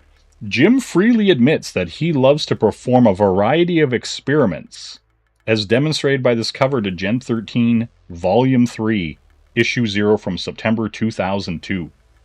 I always like mixing up the medium, employing the kind of an atypical art style where I pencil using photo reference, scan the illustration into a computer, overlay it with watercolor paper, and then create whiteout effects on it in Photoshop. Right onto the file itself. The original art is regular traditional white paper, but the final outputted file looks like it was drawn, inked, and colored using whiteout on gray watercolor board. Interesting. So he's basically just using textures is what his roundabout way of saying, like, hey, I used a paper texture to make this look cool. Yes, but typically the smiley face has the two eyes parallel to each other. You know what I'm saying? That's all I'm saying. Listen, I didn't steal Rob's joke. That joke was out into the ether. And everybody was saying it about, like, the Cinderella actress and everything before then. People were saying that her eyes were very wide apart. You know what I'm saying? Yeah. Like, and here's the thing, though. I'm saying you can be as cartoony as you want. You can have the eyes as far apart as you want. But it should be consistent, right? So if you're drawing and you turn the page and it's the same artist and it's the same character, that person's eyes shouldn't go 3 feet over, right? Because then you start losing the design of the character, right? Like, if you over exaggerate features in the character, and then on the next page that character looks different, it's a problem, right? That's all I'm saying. See, like, I like that. I like some of the simple stuff. That's cool. Yeah, I'm just saying, like, consistency. I'm just saying, like, if you're drawing the same character over and over and over again, there should be some consistency here. That's all. That's all. Ooh.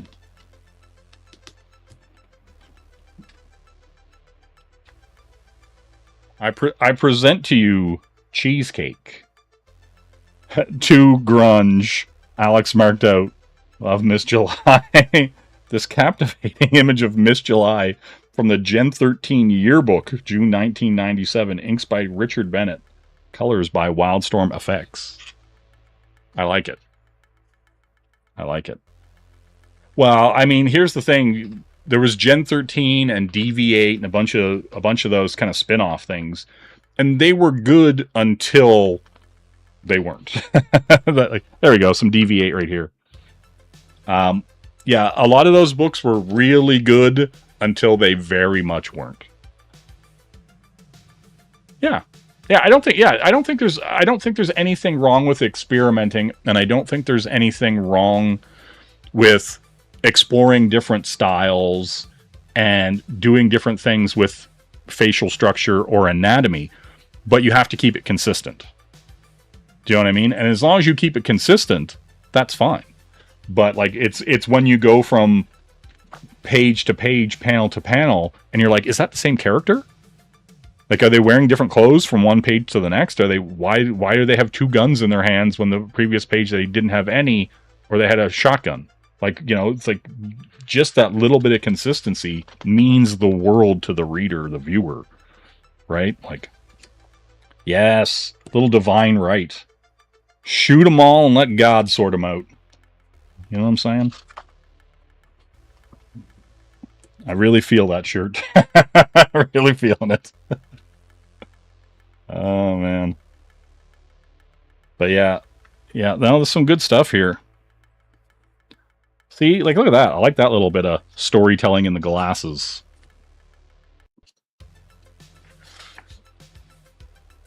Yeah, some good stuff. But yeah, like Jim Lee, look at 1998 Jim Lee. Damn. Really, really cranking the stuff out for Divine Right. The stuff with, like, I remember, like, just like being bizarrely excited about Divine Right whenever it first came out. And then it kind of fizzled, right? Like, it was weird. And I remember drawing parallels to it just basically being Futurama.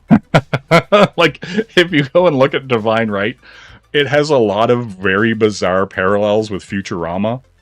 It's such a weird thing. But, like, you know, some beautiful pinups, right? But beautiful pinups do not a great book make. As shown with Youngblood.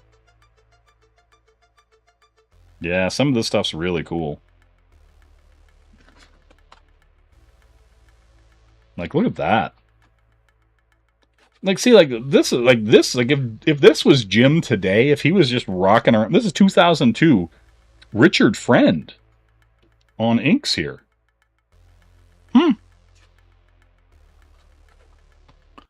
What we got here?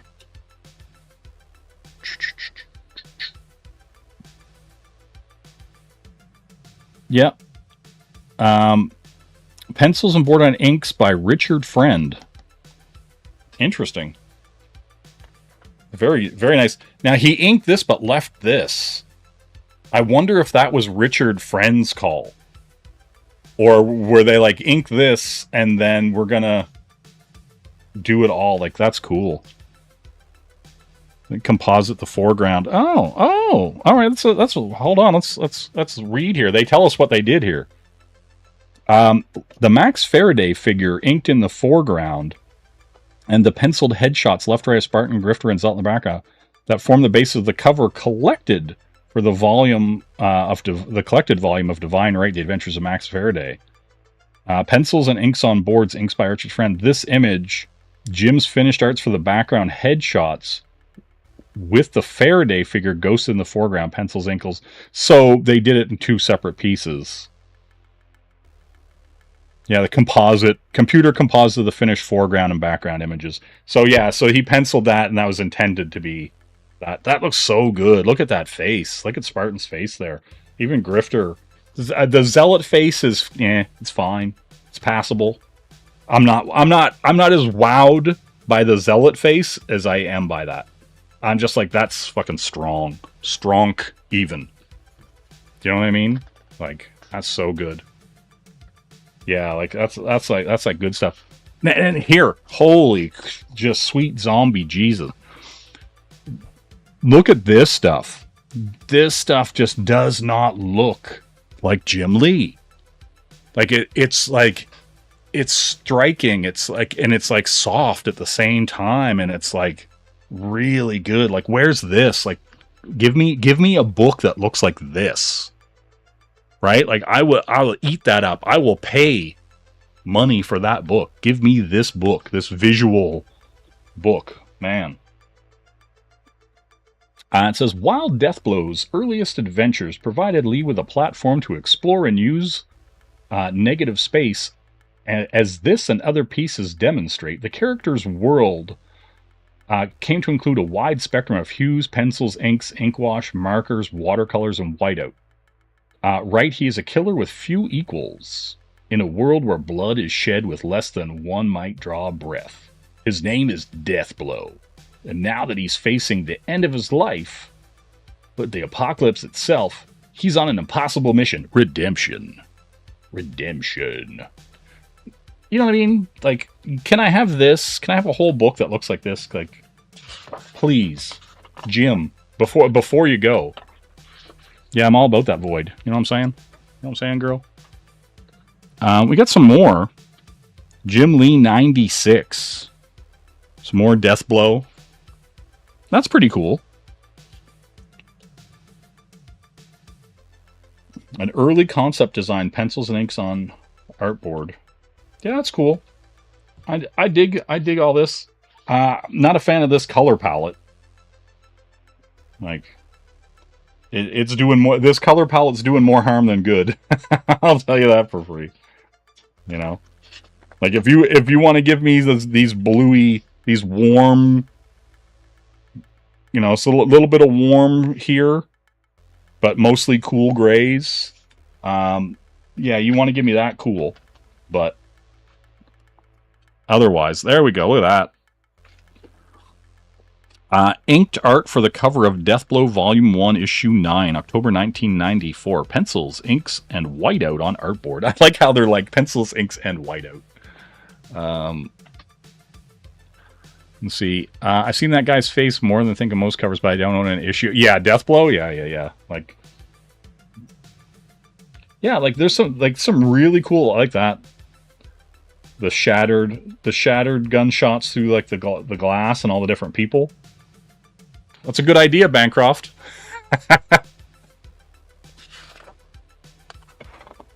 Oh shit! And we got more Deathblow here. Some Backlash. Oh. We got some Stormwatch, M-Force, the Enforcers. Enforce? Damn. Damn, we don't need an Enforce. You know what I'm saying? I like that. That's cool. You'll get nothing and like it. Thanks. Thanks, Snark. Battalion. Yeah, some of these designs are meh. That's the thing, though. Like, a lot of these designs, they just don't hold up. Right? Like, they just...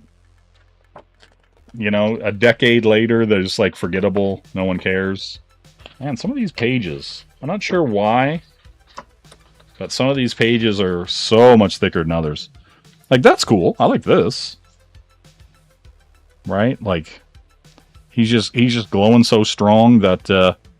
It's like yellow shades tone and not hard blacks or anything like that. Yeah, it's good. I like it. I like it. Yeah, there's some cool stuff in here. Yeah, some of these layouts. But yeah, like that doesn't like... Who's inking Jim here? Is Jim... Coup d'etat Sleeper #1 preview page. Pencils and inks on artboard. Like that does not look like Jim. Ed Rudebaker finished Jim Lee for art for the same page. Colors by Alex and Player. Well, it's not saying that it's inked by anybody else, so it must be just Jim. It says pencils and inks on artboard. Interesting. His stuff looks very different when Williams isn't inking him. Which is kind of interesting, right? Like, it's kind of interesting to see the hijacking. That's cool. I like that. You know what I'm saying? That's some good work. That's some very nice work. Ex Machina, created by Brian K. Vaughan. Yeah, that stuff looks pretty good. I'm enjoying it. Lee's art is on the spectrum. You know what I'm saying? Yeah, see, like, and we get into this stuff, and it looks so different. Like, that doesn't look like Jim Lee. 2004? Like, it's so wild. Like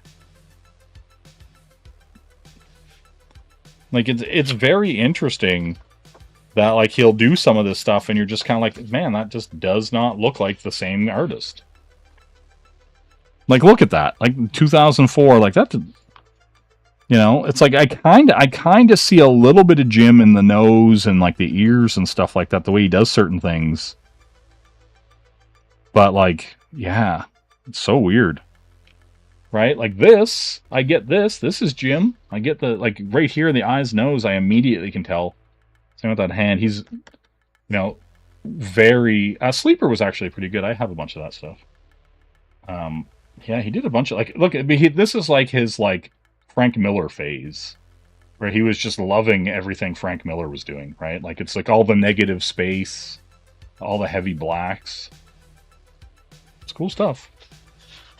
You know, but that's the thing, like, that's the cool part. Like, I like seeing, like, Frank Miller's inspiration on people other than straight homage of Frank, right? Like, that to me is the interesting part, where it's like, you're taking those things that Frank was doing and applying it and using it in your own way, right? And you're learning about how to use light and shadow and negative space and all that kind of stuff, but not just like, oh, I just redrew this thing that Frank did.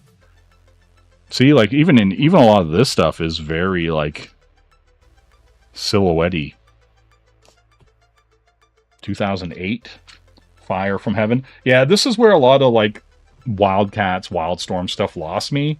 And it was, like, in, like, the late 2000s. I was kind of like, let's not say we did. Right? Like, look at this stuff. Like, what? The Vertigo stuff, man.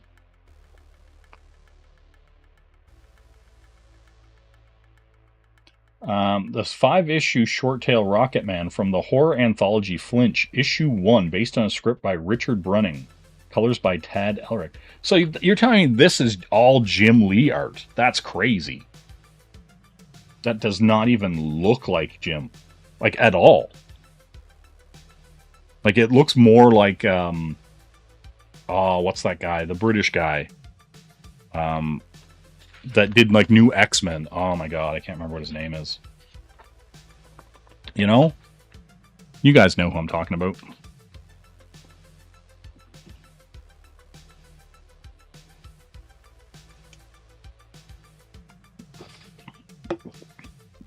People's names are escaping me. Doesn't matter.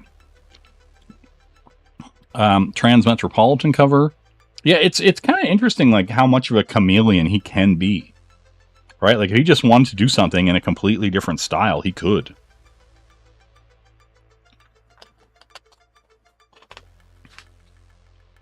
Those Preacher stuff.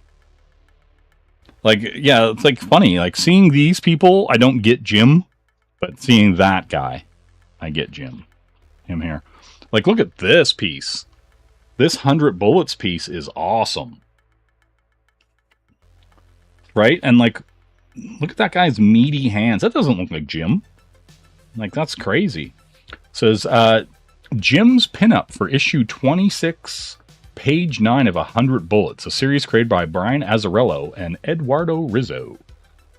With simple but endlessly intriguing premise, if you were given a briefcase containing a pistol and 100 untraceable bullets, a stack of cash, immunity from prosecution, and proof that someone had purposely screwed up your life, would you pursue bloody revenge? Pencils, inks, and watercolors on artboard. I do find it interesting that, like, he essentially draws the shadows and just fills them in. We got some naked ladies here. Hula ladies. Getting it done. You know? What's that you're saying? Are you saying that I've been raided by a young Jason Bascom. Is that what you're saying? Also, hello. People saying hello from Jason's stream. See, that's what I could do. I could go to Jason's stream and I could draw over it. Do you know what I mean? I could do that live. Got this American Vampire piece. Looks really cool. Lee's... I got quite a glare on me here. Lee's pencil art for the variant cover of the inaugural issue of American Vampire from May 2010. The new horror series featuring script by Scott Snyder and Stephen King, with art by Raphael Albuquerque, pencils on artboard. Inset keeping with the graphic look of the regular cover. Jim provided his own digital covers. He did his own digital covers. Weird. Interesting. Little DMZ. That's pretty cool. You know, it's not blowing my mind. That's cool. That's pretty dope. That's pretty dope. Yeah, this stuff does not look like Jim at all. It's so crazy. Right? Like, if I was just reading this and somebody handed it to me, I'd be like, oh, this looks neat. But I wouldn't think it was Jim Lee. Like, in no way, shape, or form. It, like, looks like he's trying to, like, his, like, best Will Eisner or, not Kirby. What's the other dude? You know? As my brain totally loses people's places, names, and things. This has a very non-Jim look as well, right? Like it looks like he's kind of doing like kind of more of a sumi Japanese style painting. Detail of Jim's very first painted cover for DC. It appeared in the first installment of writer Brian Wood and penciler Denny Cowan's Fight for Tomorrow miniseries from 2002. A gritty story about martial artists trying to recover from the scars of child slavery. When did I don't think I've even seen this before. Weird. Quick layout of the full cover. Interesting. Yeah, that like again doesn't scream Jim Lee to me. You know what I mean? There's no young Bascom. Oh, that's fair. Little DC Universe Online, a game that's still going, by the way. So bizarre. So we got some very Joker face, watchful touch, loco, cunning, embarrassed, glutton, condescending, angry. Oh, that's cool. Again, from here to here to here, that Wonder Woman face does not even look like it's the same person. It's kind of interesting. See, like his Wonder Woman's all over the place. Like he just like his Batman always looks the same. His Superman, kinda. But his Wonder Woman is all over the place. Like sometimes she's like, yeah, maybe it's Ditko.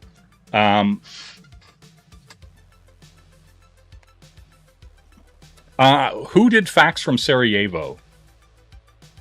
Is that what it is?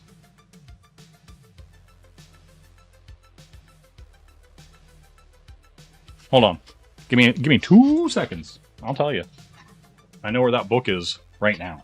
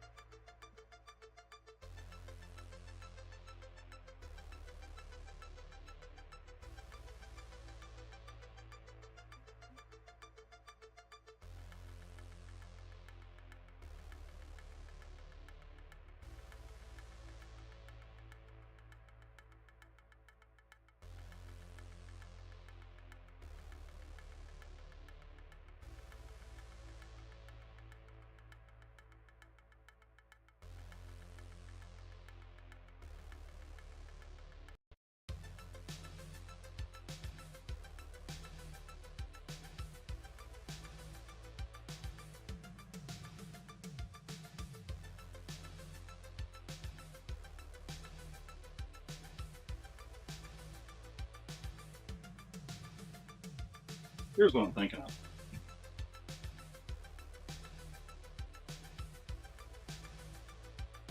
This is what I was thinking of.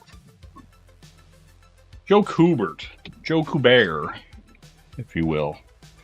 Yeah, no, this is what I was thinking of. Here. It's very similar in feel. Right? Like that's 100% the vibe I was getting. It was this Joe Kubert kind of military like feel. But yeah, this is really good. This is also really good. Joe Kubert, Facts from Sarajevo.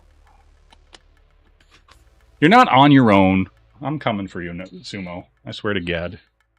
But yeah, that's what I was thinking of whenever I was looking at those. The Facts from Sarajevo, Kubert. It just looked like he was like switching up his style. So yeah, but anyway, regardless, he doesn't have a Wonder Woman that is distinct to Jim. Well, completely different face than that Wonder Woman. It's really interesting when artists like don't go, hey, here is my definitive Wonder Woman. Here is my definitive character, but he has a definitive Batman. Like straight up, like every time he draws Batman, it looks the same. It's his Batman. Ooh, he did some sneaks, some kicks. That's pretty cool. Batman Begins. Damn. Well, some storyboard action. Superman Returns. Oh no. Oh, the Halle Berry Catwoman. Oh my god, that's so bad. Oh my god, I'm gonna have to do this one day. Hold on. Oh my god.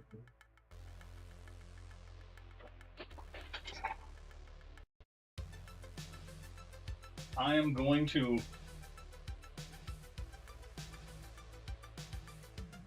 I'm going to curse you guys with this one day. Yes. Oh my god, I can't believe that he's got artwork in here for that Catwoman movie. Okay, let's read what sadness befalls us here. Catwoman sketch, pencils on paper above, 2 rough Catwoman sketches, playing with her form and movement, pencils on paper. Cover art for the Catwoman the Movie, issue 1 from 2004. Jim was invited to the set of the film. Damn. Jim was invited to the set of the film, but Rob wasn't invited to the Deadpool films. Interesting. Interesting. Hey, Omen, how you doing? What's going on? DCU lost me and did a major haul a few years back. You play all the time. Yeah, I played it for a hot minute too. I was playing DC Online for a hot minute. Let's see. Jim was invited to the set of the film and was able to draw Halle Berry in person. Do you know what I'm saying? Damn girl. Drawing from life is like walking a tightrope. There's a lot more spontaneity in the line, a lot more room for failure, but it's exhilarating, and it's hard to get the same results as just drawing from photographs or from memory. Inks by Sandra Hope. So, like, did he just go there and, like... That's weird, Jim. Alright. Unused cover layout. This one. Okay. Again, we're gonna get a completely different face. Like, his Superman isn't as... solid or as congealed a thought in his head as his Batman is. But same with his Wonder Woman. And, like, you know, his Hal Jordan's just whatever, right? I'm not like, whoa, he's got Hal. Google. Promotional material. All right. Yeah, like, that's interesting. It's interesting that, like, created exclusively for Sony Online Entertainment in Austin, Texas, inside This Christmas card. He did art for their Christmas cards? Weird. Like, imagine like walking into Jim, the DC Online guys are having a Christmas party.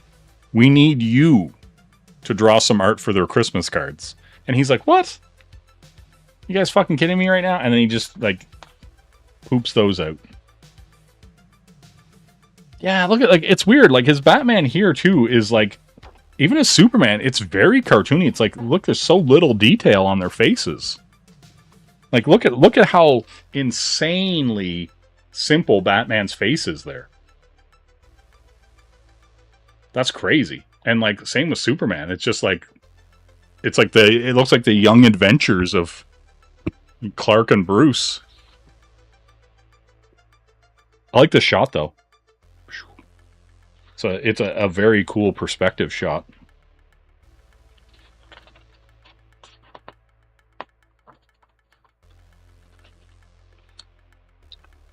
We got more. Damn.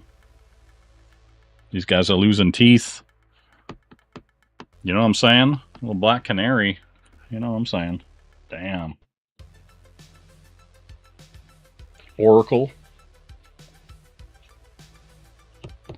What was that? What was that the mask, the full mask Batgirl? I can't remember what her name was. It wasn't Cassandra Cain, was it? Or is that the Batwoman? You know, everybody knows who I'm talking about. More Batman. Like, his Batman is, like, down. His Batman is down. See, look at this. I like this. Little voodoo that you do. The Damonites. Look, I can remember the Damonites and voodoo. But do you think I can remember what this Batgirl's name is? No. But I can remember that fucking Gordon is the Oracle. God damn it. You know what I'm saying? Yeah. This Darkseid's not doing anything for me. What is this for? I like it. I just don't know what it's for. We're just not. They're just not even telling us what this art is for now. We're just getting a gallery at the end. Yeah, Batwoman was the, but like this one, I remember she had like short black hair, right? Like that Batgirl, right? She had the yellow thing, like, you know, but yeah, I can't remember what her name was, but whatever. Anyway, we're kind of into this like gallery portion here, where apparently he's just drawn sexy ladies, you know. All right, we got this cool death blow piece here, and then I don't know, we got this sad display of affairs of this weird twink running around. Is this what Grand Theft Auto 6 is going to be? Right here, this Grand Theft Auto 6 perfectly encapsulated in a video game, you know. Cassandra Cain. Yeah. Yep. Oh, this is cool.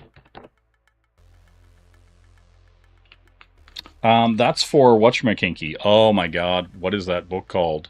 Man, I'm losing it. Jet Li cover.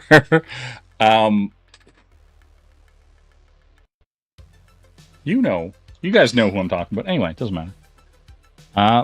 Another Supergirl from 2006. Little Batman. Like I said, his Batman is down. Like, if you want Jim to knock out a Batman, he's got you covered. Right? Yes. Void. Yep, Jim Lee. Getting it done. Oh, it's crappy Green Lantern. It's not Hal Jordan, so we don't care. Yeah, look again. Again, his Wonder Woman is just so all over the place. It's wild to me that he just doesn't have her down. But boy, oh boy, he can draw you a Batman till the cows come home. till the Gochu runs dry. Batman's gotcha. See, look, that's pretty cool.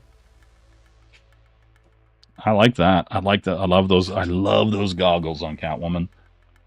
That's a pretty dope. Who I assume is Poison Ivy, right? Like with all the leaves and stuff here. And then what in God's name? What abomination is this? Look at this. Look at this abomination. He's got like cap shield. It's got like Cyclops visor. It's got like the trunks on. The lasso, the claws,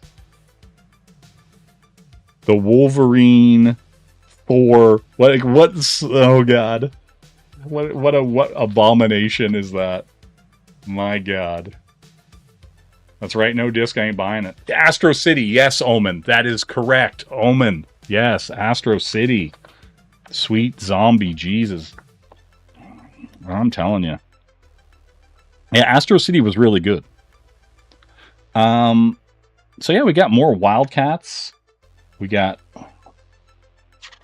a really, if that's supposed to be Jon Stewart, that is a really anemic Jon Stewart. Wow. Yeah, I just don't know. He just, for some reason, maybe he just doesn't like Green Lantern. Do you ever think of that? Do you ever think of that, Jay? Maybe he just doesn't care for Green Lantern. And so anytime he draws anything Green Lantern, it just does nothing for me. Listen, a broken clock is right twice a day, Omen. You know what I mean? That's pretty cool. Batman and Catwoman thing there. Ooh. It's got the kryptonite ring on, and him and Soups are going toe-to-toe. 2007. No, and then we come back here to this majestic... Oh, look, it actually has a gallery index. And it does say, a pinup of the Samaritan from Kurt Busiek's Astro City, a visitor's guide. There we go. So anything that we didn't know, I would have got to... Oh, what is this? Yes. What is this terrible homoerotic cover that we got here? Super Spy, Angela St. Grace strikes a pose with Go-Go, her sidekick. God damn. Codename Knockout. So this codename Knockout book, she has a go-go dancer sidekick, Twink. Incredible. Incredible. Legion of Superheroes. Okay. This page, wearing an update in her classic 1970s costume, Saturn Girl prepares for action as a variant cover of Legion of Superheroes #1 from July 2010. With featured the return of Paul Levitz. Inks by Scott Williams and colors by Alex Sinclair. Cool. I like that hand. That's just nice. You know? This other arm here looks a little wonky. I'm not quite sure. Right? Like, cause your elbows come... Yeah, that is weird, isn't it? Alright. Alright, Jim. We got some... Lee was especially pleased to draw the all-new Legion tale for Icons. All of the people at DC I've known Paul the longest, and I was a huge fan of Legion growing up. So being able to work with one of the seminal creative voices of DC, and work with him on characters that really defined much of his career, it's exciting. The story came about when Levitz was stepping down as publisher at DC Comics, a role Lee would help to fill. Damn.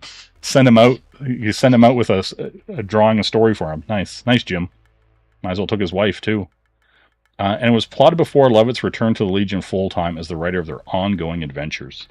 So we get his layouts, we get his tight pencils, and then we're going to get the full color. A moment in time, a celebration of Jim Lee penciler with the assistance of Paul Levitz writer, Scott Williams inker, Alex Sinclair colorist, Sal Cipriano letterer, and Steve Court editor. Special thanks to Joel Gomez. All right. So they've included that in here. This 8-pager. That's neat. I dig it. I do. Yeah, I like that layout. It's nice. It's clean and neat and readable. And he's clearly being like, hey, look at these panels. Well done. Well done. I mean, that face isn't doing any favors, but I like that one. Yeah, see, I've never been a fan of these kind of panels. But that's just me. Your mileage may vary. Oh my god. He drew himself. And this other guy almost cross-eyed. Damn. Oh, look at all the Caitlin Fairchilds. They're all just standing around here. We're Jim's guardian angels. God damn it. God damn it. Why? Alright, we got a Jim Lee 2001. You want a solid Batman. Jim Lee is your boy. Alright. Bam. That is what I'm talking about. Yeah, no, this is pretty cool. I'm glad I picked it up. More cream. No, this is a C4.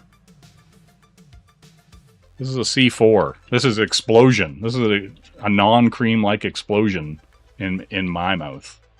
It is a 0 sugar strawberry watermelon ice.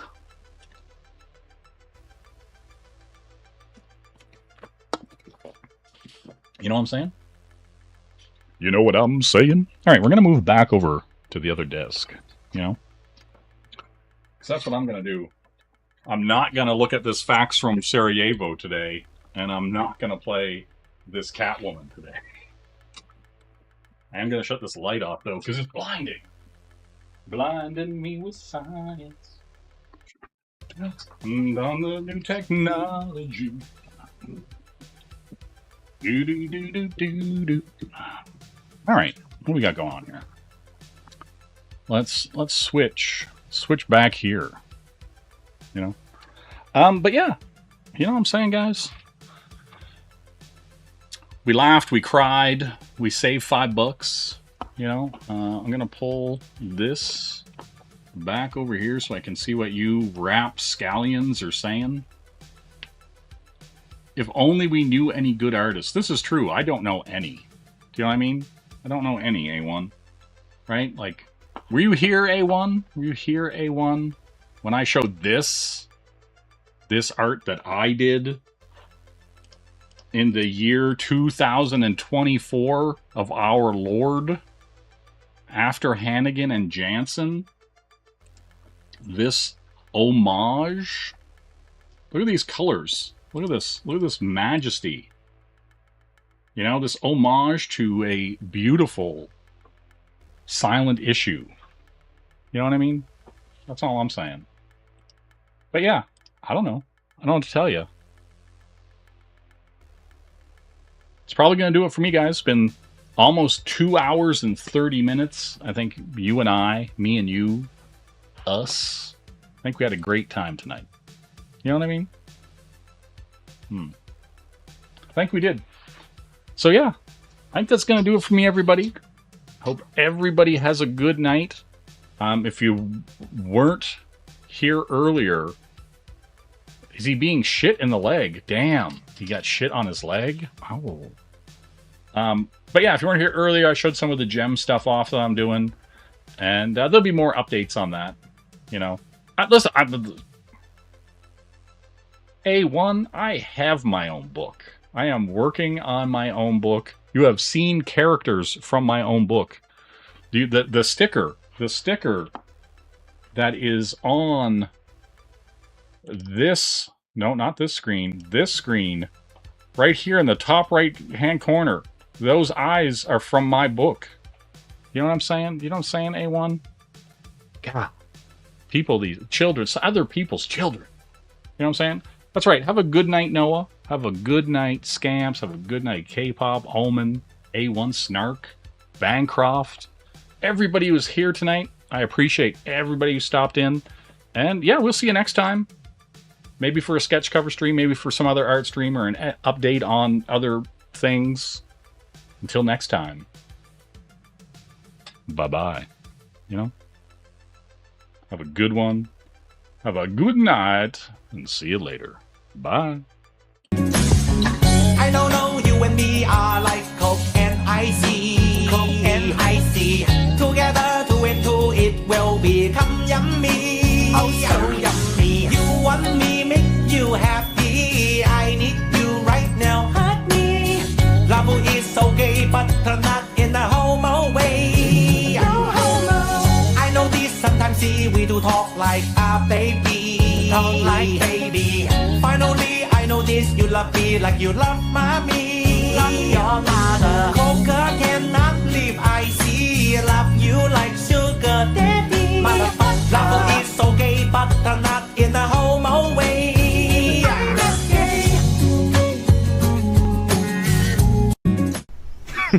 Women. I